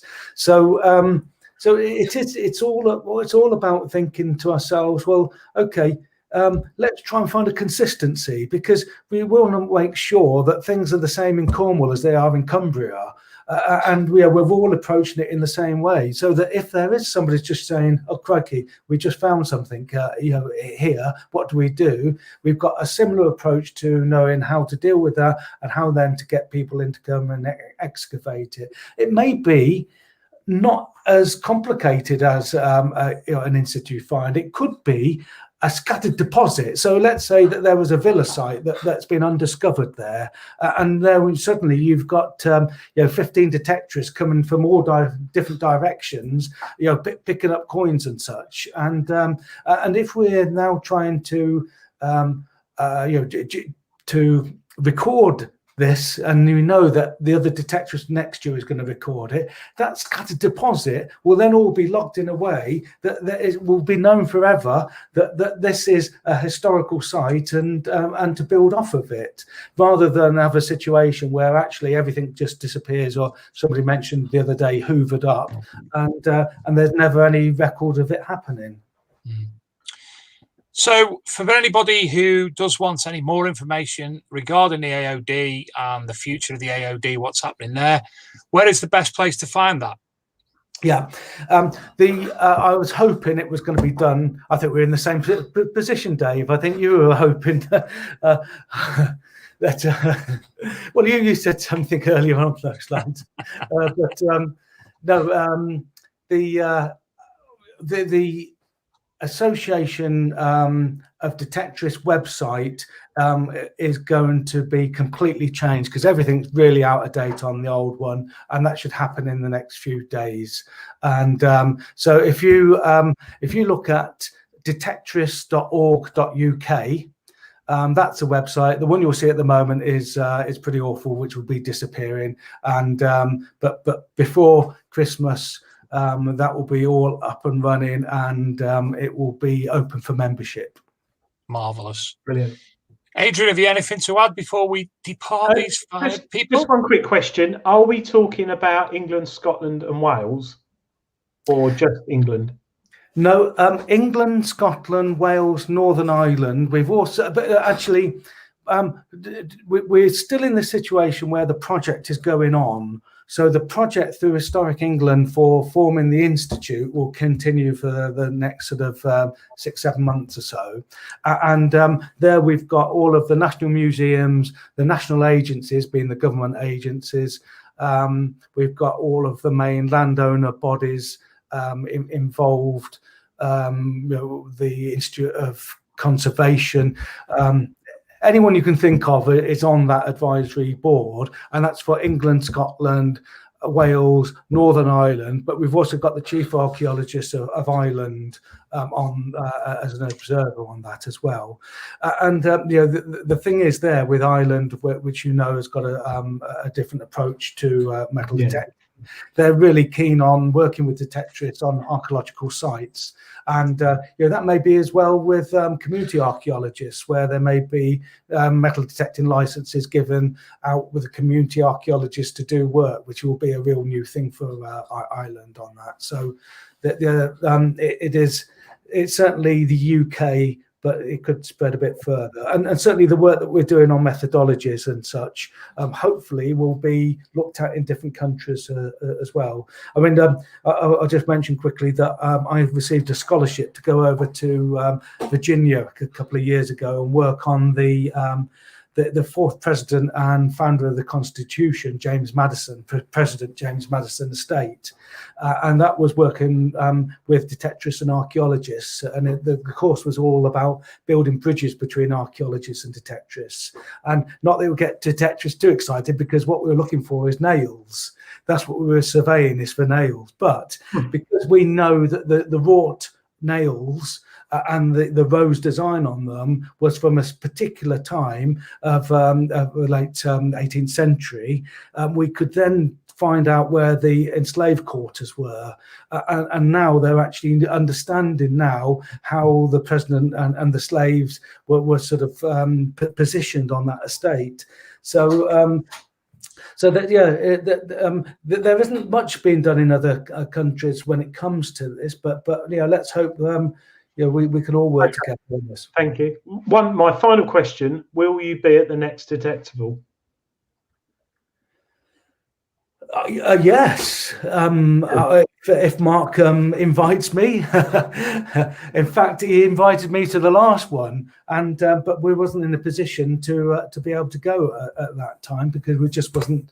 We still as just a project, a feasibility study at that stage. Right. And but I did, as Mark will tell you, I did put together a leaflet to give out to everyone there, which had a scale on for doing photographs and things. So Brilliant. I did support at that point. Excellent. Thanks, Keith. Thanks for coming on. And yeah, it's definitely got a lot of people talking. So thanks for coming on tonight. And I hope you don't keep working 7 days a week. You need to be around if you want it to succeed. We don't want to hear you. I'll tell you what, I started at 4:30 Sunday morning because I couldn't sleep. And Monday this week, I was so bloody head gone. I couldn't do a thing. I was useless all day Monday. So you can get to a stage of burnout, can't you? But Get out detecting. That's it. That would be better. But that was still on lockdown times then, unfortunately. Well, again, Keith, thanks for coming on the show tonight. It's been a pleasure to obviously speak to you in depth. I'm apologise for the questions that I didn't get because I'm like that. But there has been a lot of questions via text, via Facebook, via the comments box at the side, all over the place. So thanks for that. And I hope it has given the viewers the information that they wanted, both for good or for bad. They can obviously make their own minds up. We're not here to change any minds. We're here to give the information. So I hope you've felt that you've been able to get your word across, Keith.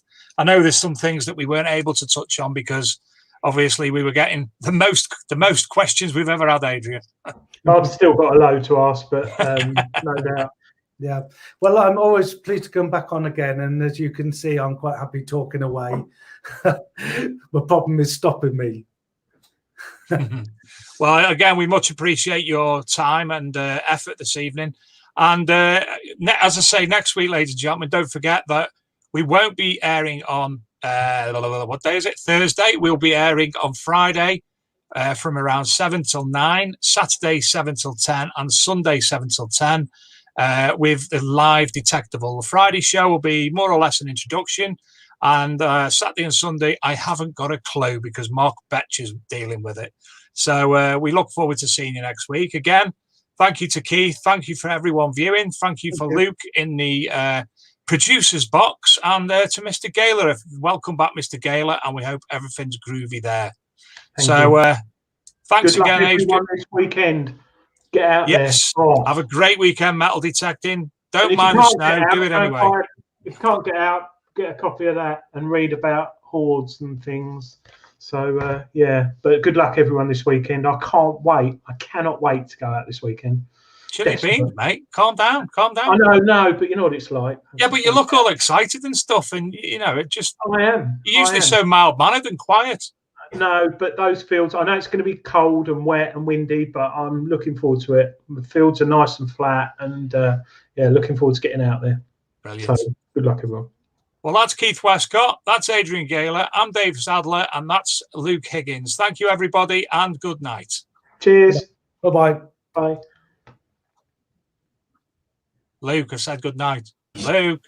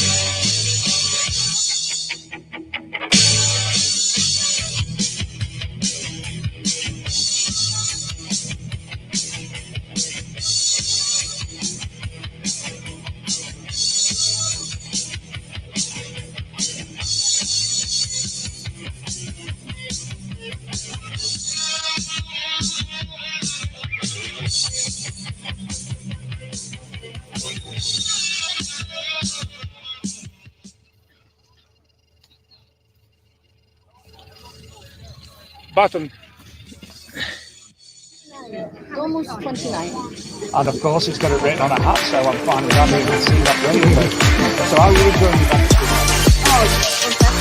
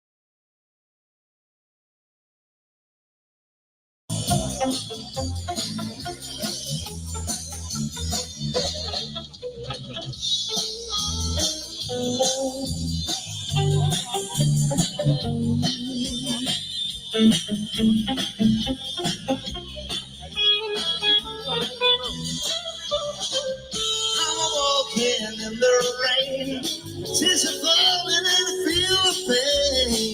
Wishing you were here by me to end this misery. And I wonder lovely, why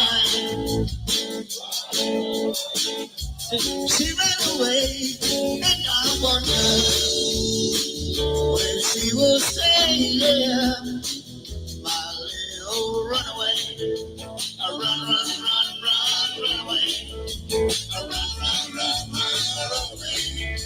Run, run, run away. I'm Dave D, and you're watching XP Team USA.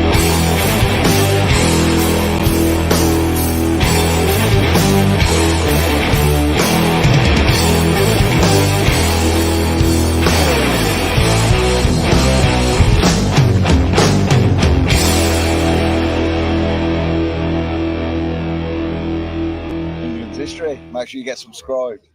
There you go. Simplex with the simplex.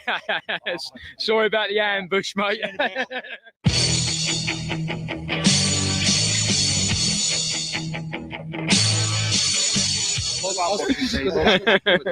sort of going to ambush Hatta ben the dedim ki keşke şey yapsaydım. She's talking Turkish, I don't understand that. Burada bir bekliyor. Oh, so Dilek, Yes, how's it going? very well.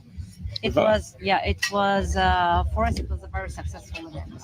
Yeah. Last night's launch, I'll tell you how many viewers it's had, but you won't be surprised because it was a very novel way of introducing the simplex. Thank you. Yeah, we were so happy with we had a huge, with the interest, we had a huge crowd here. And I felt bad because the guys here at the back couldn't really see the mermaid show. So I felt a little bit bad, but we were very happy with the, number of people that were there to watch us. So, yeah. Well, I was very lucky, obviously, the position I was in. I was able to film the mermaid.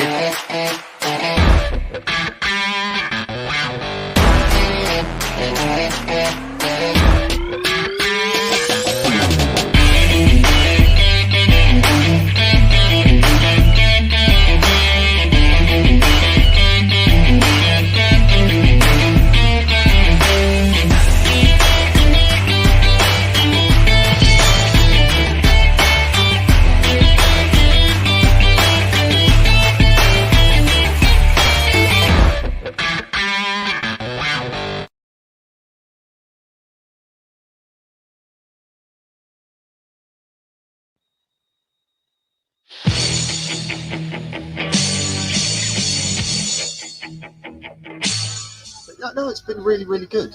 I couldn't have wished for anything better, actually. It's been great people.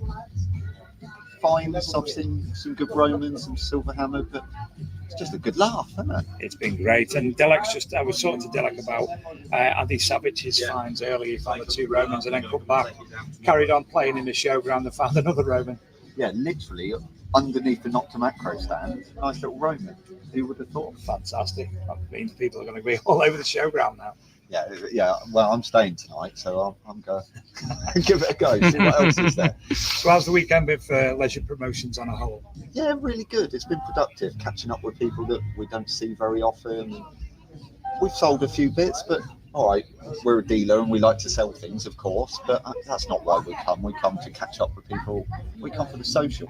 That's why we've got the seats out and having a good laugh. I just need some sleep. I'm going to have to ask you, what time did you get to bed last night, Pete? Oh, last night I was a lightweight, 2:30. I was an even more lightweight, 9:30. See, you're the sensible one.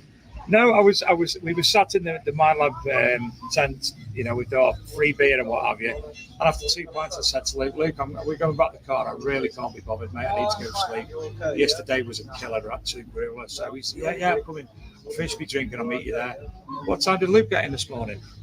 Same as Pete, actually, just after 2:30, about 2:45. So, yeah.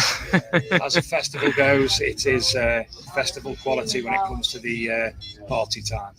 Yeah, well, I'm going to point out that me and Luke are a little bit younger, are a little bit cooler. We're obviously the cool kids, staying out late. Well, tucked up at 9:30. Can I just point out, cool people have purple beards. You've just got this fuzz on your face, and well, he's obviously. I don't know if Luke can grow one. Luke's only about 12. Thank you, gents. I'm leaning on live as well. That's brilliant. Fine. I'm leaning on one of the stands here because I'm so tired and I'm pushing him away. My legs are just done in. I've got bags under my eyes. Suitcases. This is a podcast. We'll forget that bit. This is a podcast. Bags. My legs are like jelly. But it's the same every year. We're getting used to it. Worn out.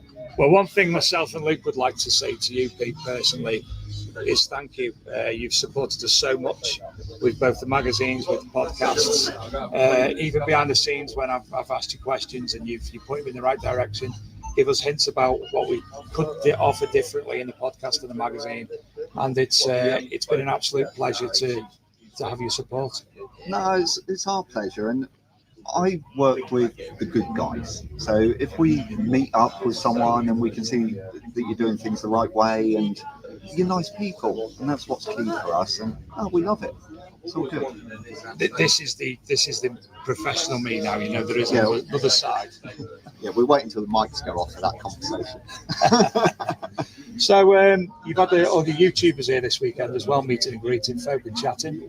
Yeah, they've been here, but I haven't told them to meet and greet. They've been out detecting, enjoying themselves. I'm sure you'll see their videos from Discriminators, Grim.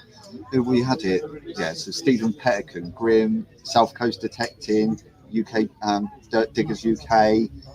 I'm going to miss someone. I'm going to feel. Yeah, I said Discriminators. Yeah. Oh, there's going to be ones that I've missed, and I apologise. Well, if you have missed, I'll apologise because I feel exactly the same way. And all our videos will be out and available on YouTube, and we'll be speaking to you in the interim, obviously, on the podcast. I had lots of plans for the interviews this weekend with people as well, but they were right.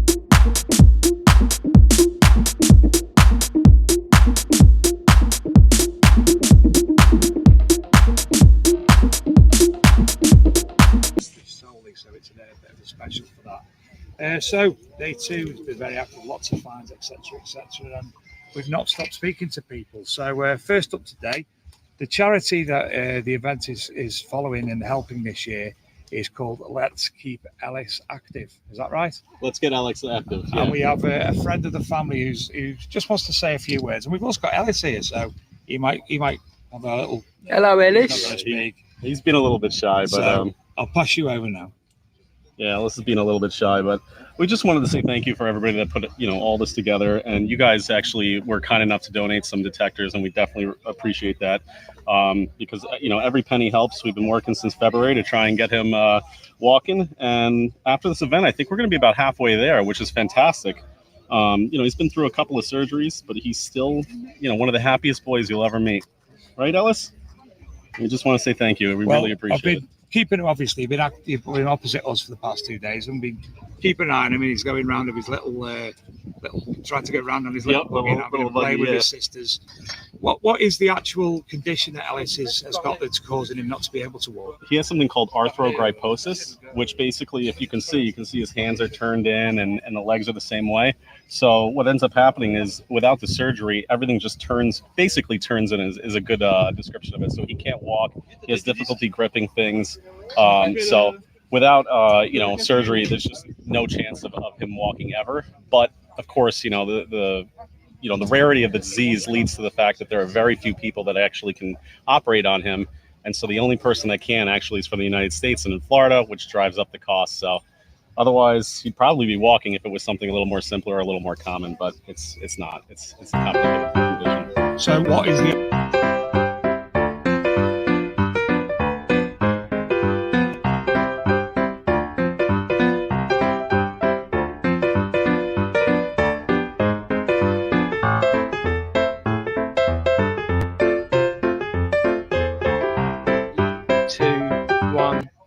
I'm Aaron Weedall from South Coast Detecting. Welcome to Detectable 2019.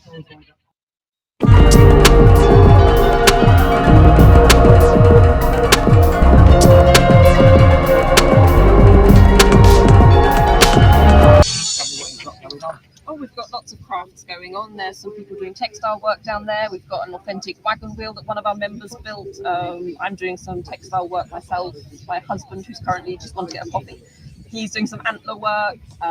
We've got some helmets being made over there, and probably some other things that I haven't even seen myself yet. In fact, 1,000 years ago, You got it. This was their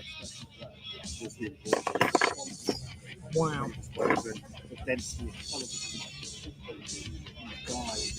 We do some they're very weak, non-dramatic.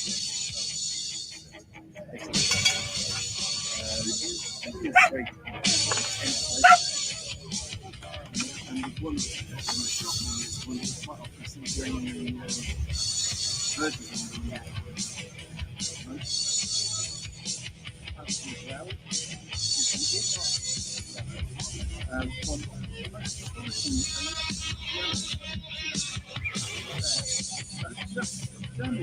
imagine going around the street. I don't think you'd be messing with Absolutely brilliant. Graham, how do you feel? That's about the machine. No, the machine's quality, man. I'm just holding it now, and it's a strong machine, like robust. Like I really think like you could get out in the field and give it a good battering, and it'd be. It just runs, and it's so simple to use. Till it just went through really quick, and I was like, "Oh and yeah, you can use I could go straight on the field now and detect." It really is simple. Basically, that's why we called it simplex. We say it's simple enough for the beginner, yet impressive enough for the expert. And this is the one that last year had the competition for the naming. No. That's the other one. That's the next one, not the one that I'm going to show today. That's for our multi-frequency device, simultaneous frequency device that's going to come out in the future. I've got you. I'm with you now. I chose the name for that, but I'm not going to reveal it because everybody might think that it's coming out very soon, which is not. But yeah, that naming competition was for the simultaneous frequency machine. Marvelous. You got what? No.